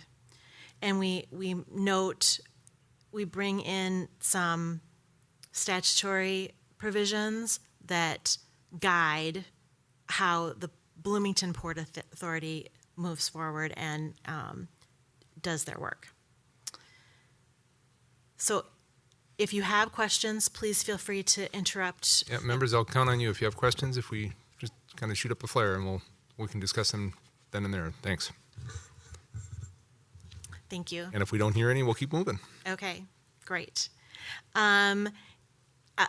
I will highlight in Article 2, Section 7, the compensation has changed from $35 a meeting to $50 per meeting. We also incorporated our change to the meeting, the typical meeting that used to be the second, and now it's the third Tuesday. Article 3 talks about officers and terms, and this section provides if the president is not here, the next person in line takes over. So in this instance, we have that happening in this meeting right now. So we also go into detail in this section about the treasurer and added some information about a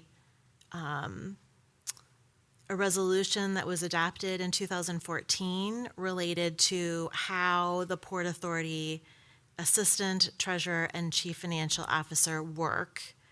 And there's a separate resolution that I can send some people if they wanted to look at that as well, but that's a reference to that resolution that we had done in 2014.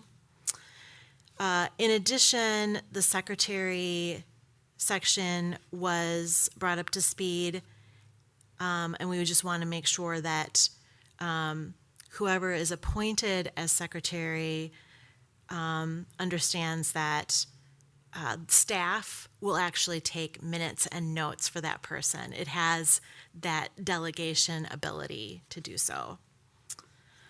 And then Article 4 is... excuse me, if I could, Julie, I see a hand up. Commissioner Peterson. Yeah, thank you. So I'd asked, and I sent an email about this earlier, so it's probably a good time to bring it up. Is in Article 3 for the officers,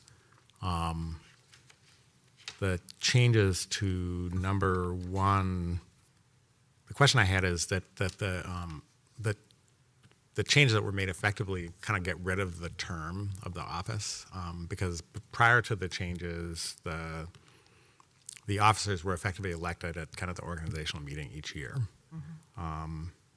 And it's, at least the way it's drafted right now, it's hard for me to tell what the actual term of the officers is. And this is separate from the term of the commissioners under state law. And so I'm just curious about kind of what the rationale was for deleting that from section 1 there in the officers. I received your information from Holly earlier today, and I added back into the document that terms for each commissioner are 6 years. So this isn't about the commissioners' terms. Okay. This is about this August individual down here was elected the vice president of the Port Authority, which is an office that we decide. It's not a statutory office, it's an office that we decide. Under the current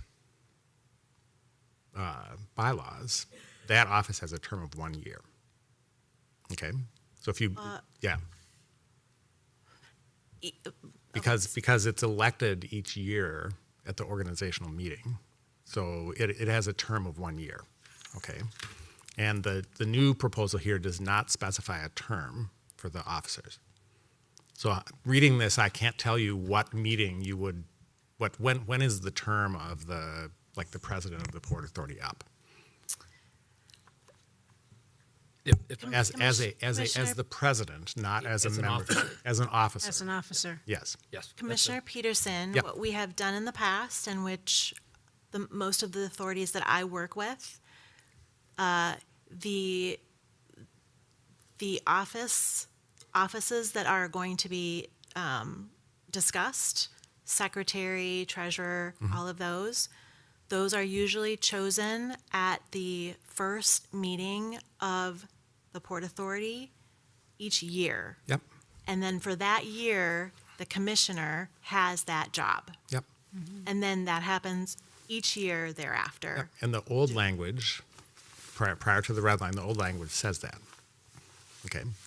And that's been deleted. And I added back in the fact that there's a 6-year term for the. This isn't, That's Okay. not, that's not the 6-year term. We're not talking about this. he's right. Acting President Holly, if and you could, Commissioner, Please, Holly. could you point out in where you see that language in? Yeah, so if in Article 3 officers in section 1, if I look at the red line copy of that, okay? If you look at the first line there, it says the Port Authority, comma, at its first meeting, and that is struck out, okay? And that's. I see. Is this where are you at? I'm at in the. First line. The first line under officers on number 1, it says the Port Authority at its first meeting shall elect a president, and that's been deleted. So how do we know what meeting it is that the president is elected for their 1-year term? I think we return that section to say the Port Authority at its first meeting. Yeah, that was what I was. Okay. Yeah. Of the But- year? But Of the year. Of the year. Of the year. yeah, I think that's Yeah. a problem that we had discussed with respect, oddly enough, to commissioners, because the original language there, which flowed down from statutes, really, as Julie duly noted after pointless questions for me, reflected sort of after the initial commission was established, some would be of staggered terms. And, Right, and yeah, that this was- isn't about- yeah, I do know very much what you're talking about. Yeah. And I think it is advisable to do that way, to say that the terms of officers shall be 1 year and that they'll be elected at the organizational meeting, and that if consistent with the commissioner business about people quitting, that replacement will be elected by the commission for the remainder of that term. Yeah. Does that work for you? Yeah, I think it would work for me, I yeah. think that's very insightful, and I live in shame that I did not have that myself. But I think one thing you need to do on that is, to the extent that the annual meeting is delayed or whatever, it's the same thing with our terms as Port Authority Commissioners. We continue to serve until somebody else Exactly is. right, yeah. So you So clearly need to have that in the. Have my support on this. Yeah. I have relinquished the gavel back to the president, so. Well, I think I should give it back to you. You're no longer important. So that's a change I'd like to see, is to just harden that language there. Yeah. Thank you. I will make that change. Okay. Bravo. Moving forward to treasurer and secretary, I think we talked a little bit about this already. We just have shored up, making sure that everyone understands that the secretary duties, the minutes, that kind of thing, would be handled by staff. And that there are certain treasurer duties that are automatically delegated to the treasurer, the chief financial officer. We have a miscellaneous section that talks about payments and checks.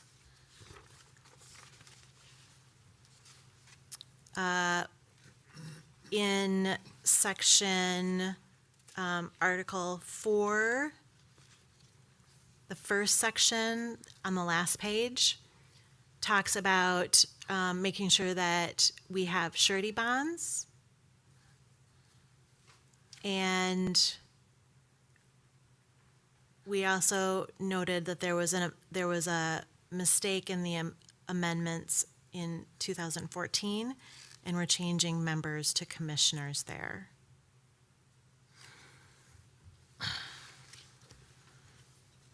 Any questions? I think, if you don't mind, this will be where I chime in and add things. Go ahead and chime in.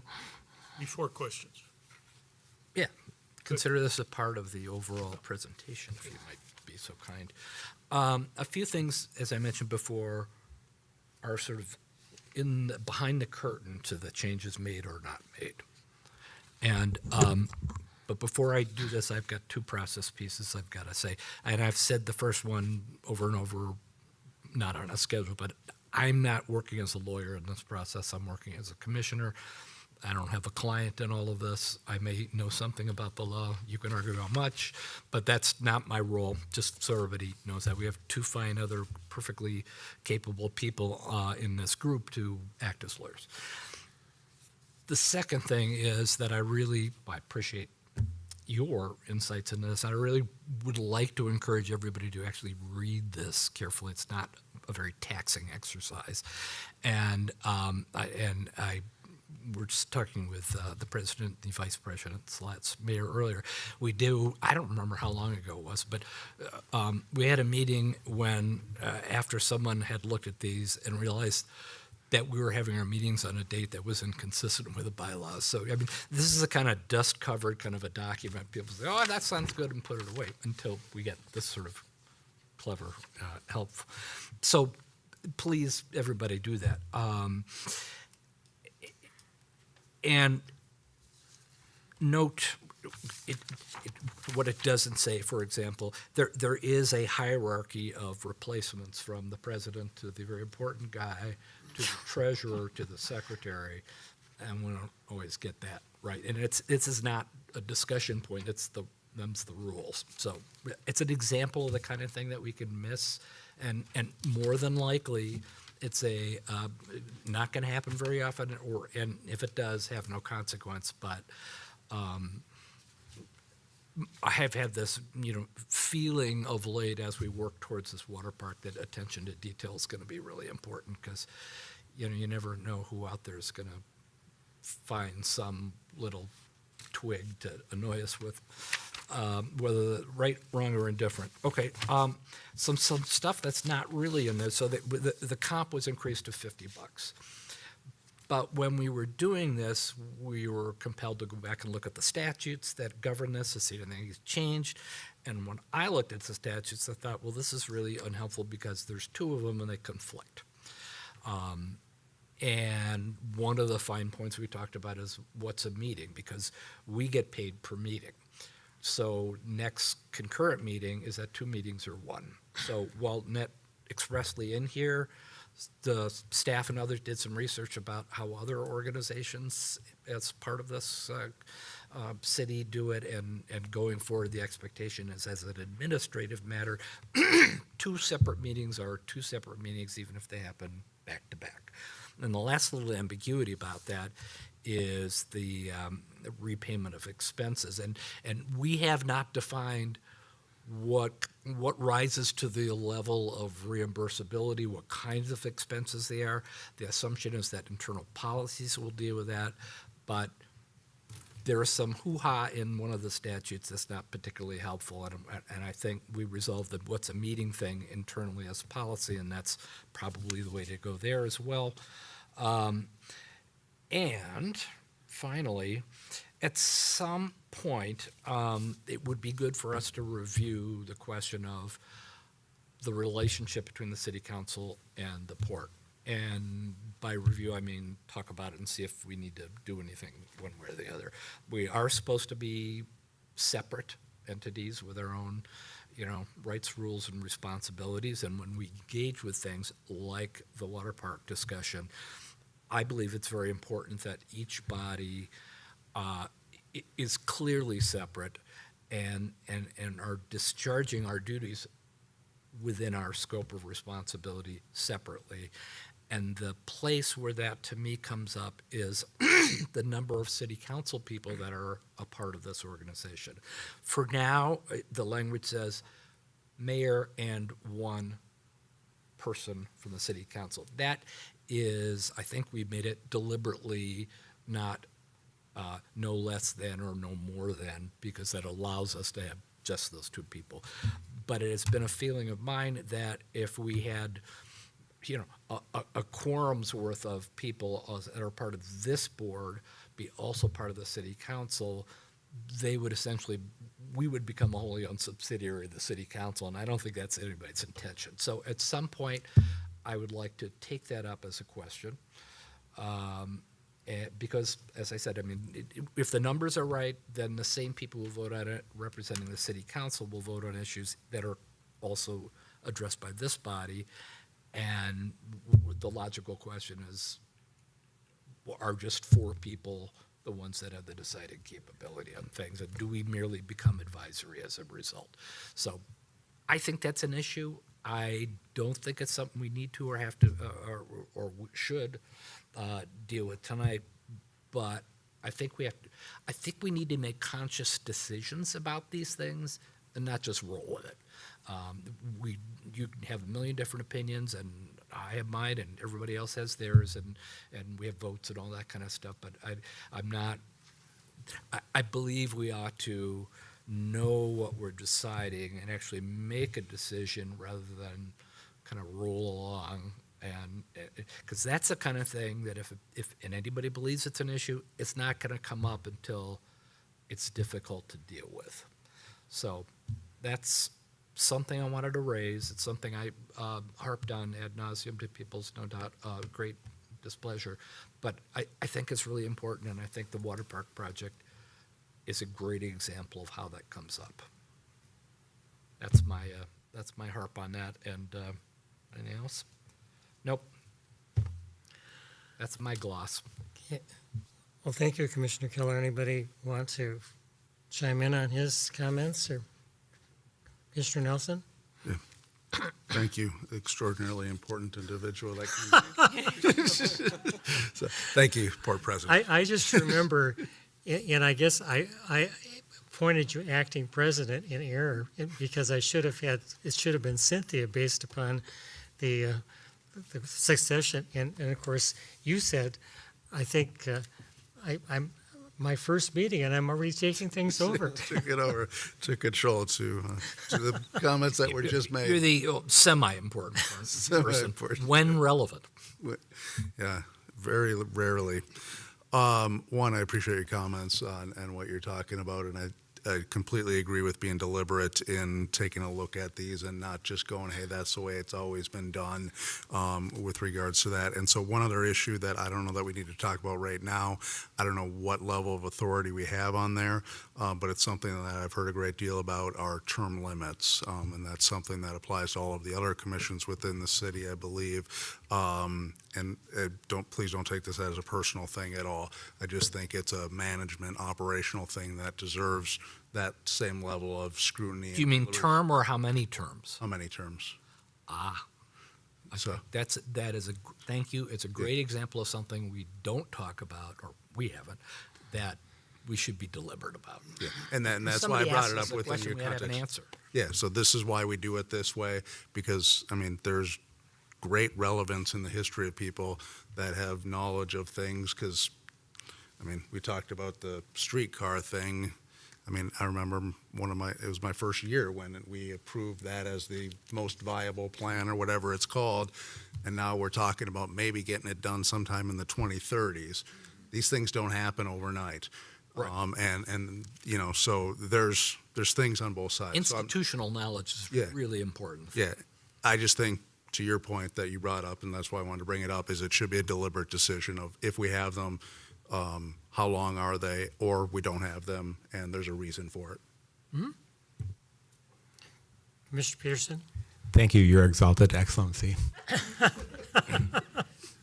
I think the term limit conversation is a valid one, but it's really a negotiation between the council members and the mayor.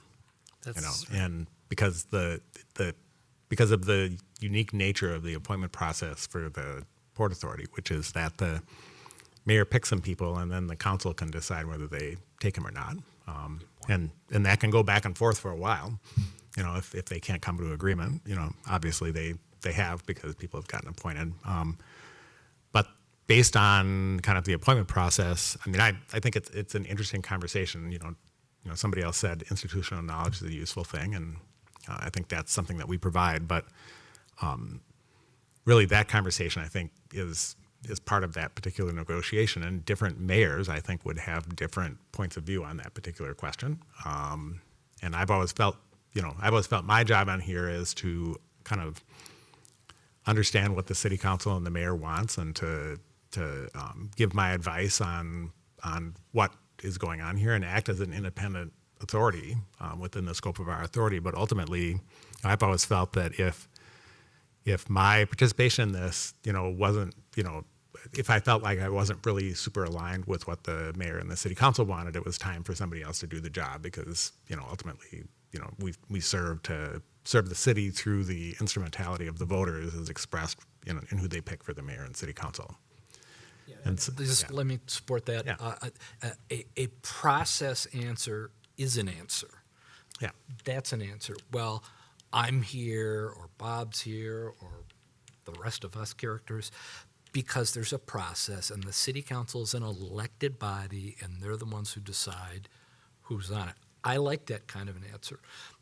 It's separate from what I was talking about earlier. I mean, that's a term limit or not thing. I mean, God knows if this guy, the poobah, was gone, you know, it would be bad. But I think we need to talk about how we talk about this and have those answers at hand. I think, Mr. Mayor, you're the one that's probably going to get beat up most about it if somebody cares, because it's all your fault. But so I guess my question is, how should we go about that? I think I gave my answer, is that you point at those two, and the other five that sit here on Monday nights and say it's their decision. You know? If you look at the process, it's really up to the mayor and then the city council to ultimately determine by the appointment process what they want. Yeah. And I think in the past, because so many of the decisions that this board makes are long-term decisions, and looking that there's been the thumb on the scale probably for continuity. And that may change. It may be something, but I mean, I think, again, as Commissioner Peterson described it, that is something that the mayor, in terms of looking at this process, has to go through and weigh, and then the city council has to weigh in on it. In one sense, Commissioner Nelson, the city council doesn't have term limits either. In other words, you can be elected as many times, and we had, I mean, I think Bloomington, in one sense, has been fortunate because we've had a tradition with mayors that they've been pretty stuck around quite a while. And you look at some of the cities that have had issues, and it's part because there's not continuity and all these kinds of things. So, again, I think it's a relevant question, but And that's a good answer too. But we could not have gotten done some of the things we've gotten done in the last however years, I don't think, if we had revolving mayors, to your point, particularly since some of the philosophies of some of the mayors were different on this point. And striking a deal like the water park deal, I think demands, if I'm on the other side, it would concern me greatly that I have no idea who I'm talking to about this, and what's going to change on Wednesday. So I think that's exactly right.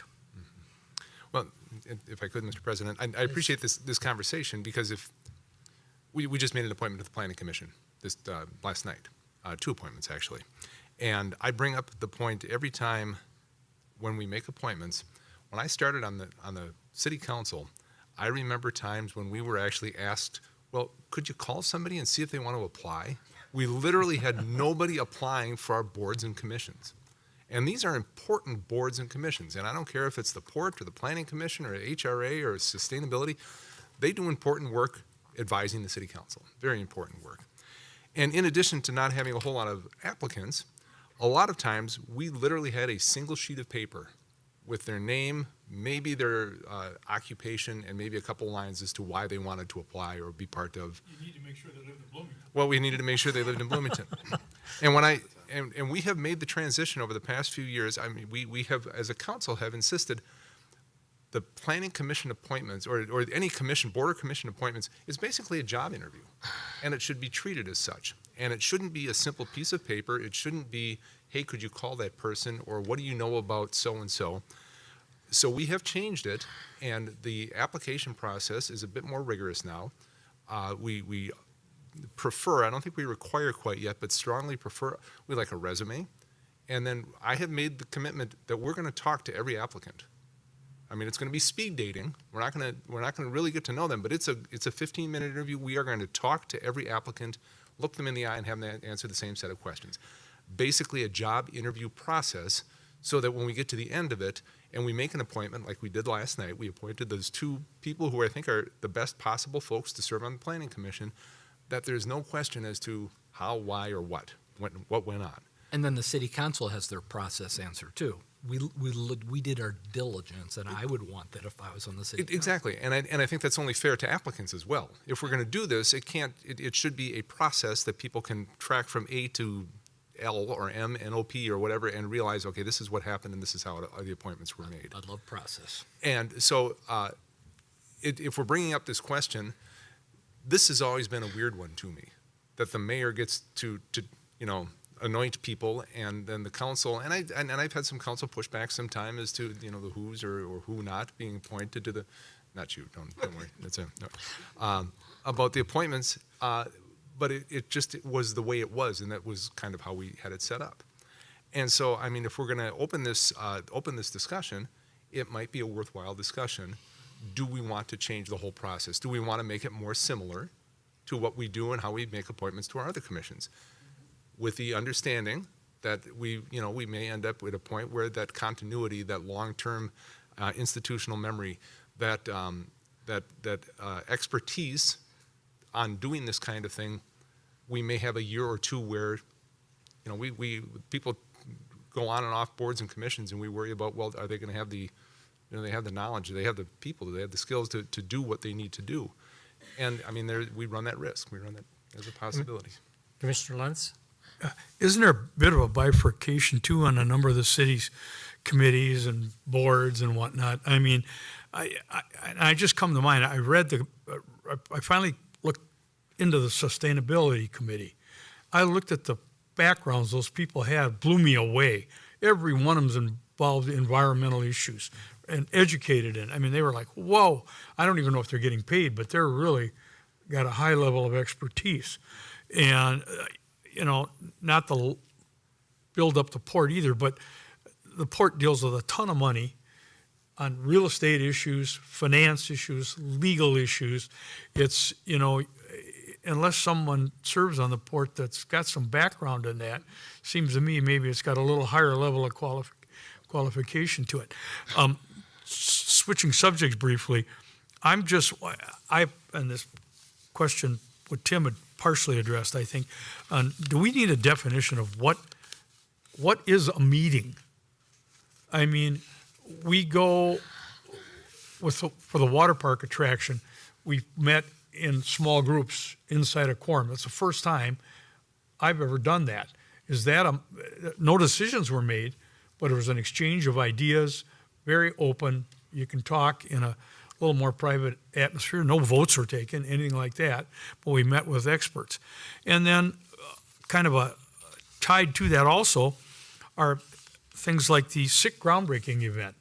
I mean, I don't think it would look good at all for the city if they had a groundbreaking and no one showed up from the port who put a bunch of money into it, or the Fenley, or the new fire station over by the Mall of America. So is that a meeting? I mean, I don't know. There aren't any decisions making, but I think it's important. I think it's important for the city, important for the port, important for the developer or whatever we're doing. So I'm just kind of wondering, do we need a definition of what constitutes a meeting? I know what a special meeting is, but what's a meeting? Mr. Keller? Yeah, I want to support that and add to it that if we were going to try to have give the impression that we are serious people doing serious things, as opposed to the neighborhood watch, some $50 isn't a lot to pay for that credibility. I mean, it's not that we really need or want the money so much as it tells the public that this is an organization that's engaged on a material basis, but also your idea about definitions is good. Balanced to being a little too, blocking ourselves in if we get too specific, but I think we need to acknowledge that that's an open issue, and perhaps we need to engage in those groups to have this discussion like a focus group. You think we could get our compensation in either cryptocurrency or doubloons? I think they'd be both. Nice choice. With Pop's face on them. Okay. All right. Well, have we exhausted the discussion? Excuse me, President Erickson, we do have some definition of meeting being special, regular, and emergency. So formal meetings at which we meet, we notice them, and we have a quorum. We do probably want to be careful about how we use the word meeting because of the open meeting law, because it's the opposite. Open is closed, and then we get in trouble calling that meeting. So that might be some other way to handle that, but I realize there's some tap dancing about the language. Well, I'll go back to the original composition of the Port Authority, and Jim Lindahl very intentionally picked people with diverse backgrounds. He wanted some finance, he wanted some people with real estate, he wanted some people in construction and dealing, and I mean, Mr. Mayor, that's something that maybe when you look at vacancies come up or you appoint somebody, it's to take and make sure you've got a balance of things. And I know as we went through the initial negotiations that resulted in the original agreement, it was interesting that at different points in times of the agreement, different people really came to the fore. And so it was I think, something that just benefited the thing. And then I think it's helpful to have people that have been involved with development. We ended up getting into these recapture provisions because we had a commissioner that was involved in development. And he said, I'm doing this all the time. You should be doing it too. So it's just a matter that we make sure we contemporize. But all these things are things that are ongoing. I think they're important discussions, and a lot of it really revolves around what the city council wants the Port Authority to be. I've always insisted that the Port Authority serve the interests of the city. The St. Paul Port Authority probably got a little off the ranch a number of times. I mean, they got pretty independent. And I had spent a lot of time thinking about that. I said, I don't think that's appropriate. I mean, we're constituted by the city. It's our job to do, and I think we have to reaffirm that on occasion that, you know, if the city wants us to do something, fine. You know, we've taken on additional things, and we're going through a whole new phase now where our scope has been increased, which means more meetings. And I was talking to Holly about how many meetings we're having. Can't we not have a meeting once in a while? And you know, again, we've got a lot more things that people want to cover, and we have to look at a lot of things and stuff. So at any rate, that's part of the transition that we make and deal. So, well, are we at a point where everybody's had their say, and we can take and look at the motion that you have on page 53 of your package and move on at least with what we've got now? And I guess, Julie, you had a couple of comments or something. I mean, were some changes that you're going to make? Or President Erickson, it's actually a resolution. Yeah, no, I know. That's Okay. what it's on page 54. Yeah, if I may, I think we all agreed that my colleague to the left was right, that we need to be more clear. Does that sound right to you about the term of officer roles and how that gets addressed? Is that what you heard? Could we have the resolution be substantially in the form of, provided that it incorporates the appropriate provisions to clarify that? Would that work for us? Commissioner Keller, that would be great. Okay. Well, do you want to make that as a motion then, You Commissioner betcha. Keller? Let's do that. So I'm looking at my stack of wax here to find the damn.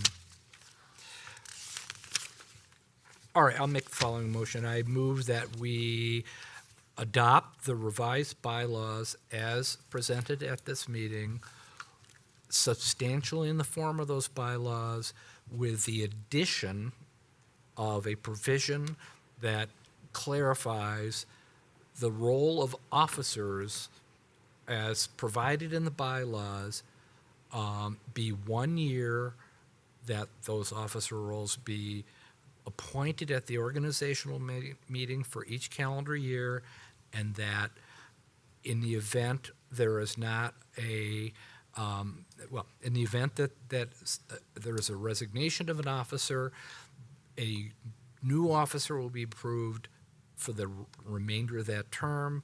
And as you had suggested, I think, Bob, that if there is not an individual appointed to fill an officer's role at the beginning of the year in the organizational meeting, the existing officer will remain effective. Maybe what it should be is you should refer to the organizational meeting. The term should be, you're elected. We're not appointed. We're elected at the organizational meeting, and they will continue to serve until the next organizational meeting, or however you do it. Because if you know, we have had times where we've gone to February instead of January. I mean, there just wasn't a meeting, and so again, it's this kind of thing. You just continue until there's a change.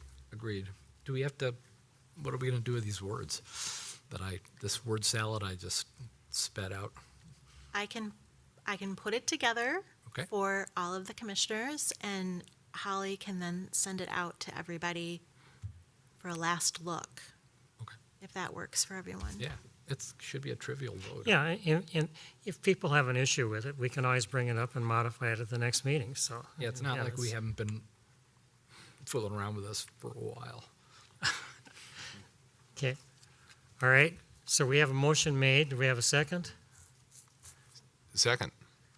And do we have clarity on the motion so that, okay. Is there any further discussion? If not, all in favor, please signify by saying aye. Aye. Opposed? Motion carries 7-0. Thank you. All right.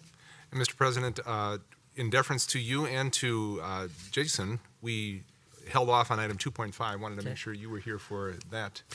And Well- so we still have that on our agenda to address. Well, I think I'm happy for Jason. Sad for the Port Authority. Jason was with the city for 13 years. I took him out to lunch last week and just said thanks, and he seems to be excited about his new job. But we've just been so fortunate. And Jason was one of the keys to the resolution of the whole water park issue. He held very firm on some things regarding making sure that we had some recourse on some things, and that if everything didn't go according to plan, that there wouldn't be certain fees paid and other things. So in his very calm and quiet manner, he played a very significant role in over all the years. And so when I had lunch with Jason, I just said, this is really a change, because we had Becky, who is now deceased, and Shane and Jason, and they were essentially our people for many years. We had a few others that were in there. We had Bob, blanking on his last name, but he'd been in planning and then kind of moved into Port Authority stuff. But at any rate, we've been so fortunate to have these people with the continuity and their knowledge, and it's tough to replace it. And hopefully we can recruit some staff, and I didn't get a chance to welcome our new staff. Excited about that. But I think we've had a great organization to work with, and the continuity has been critical. And so what I would just like to do is entertain a motion. I told Holly, can't we put up something in fancy paper or something to Jason saying we appreciate his service and thank you. 13 years for the city, 7 years on the Port Authority. That's a long time. We fortunately had a situation in Bloomington where there has been real continuity. You look at the Larry Lees, and you look today, Diane Kirby is retiring, and you look at other people, and we have benefited so much from that. And you could not do these complex projects without this continuity and knowledge, and they have to build credibility, and somebody just doesn't come in, and because we're dealing with issues that we have to rely on them making decisions that are in our best interest, but you can't fly spec everything. So we have to rely on staff to do that, and it's just so critically important. So I would entertain a motion we recognize Jason's service and thank him for all the time and effort. And I would second that. Anyone want to third it? All right, we've made a motion. Any further discussion? If not, all in favor, please signal by saying aye. Aye. Opposed, motion carries 7-0. So make a nice paper. Okay, anything else? All right, I think we can adjourn. Very good.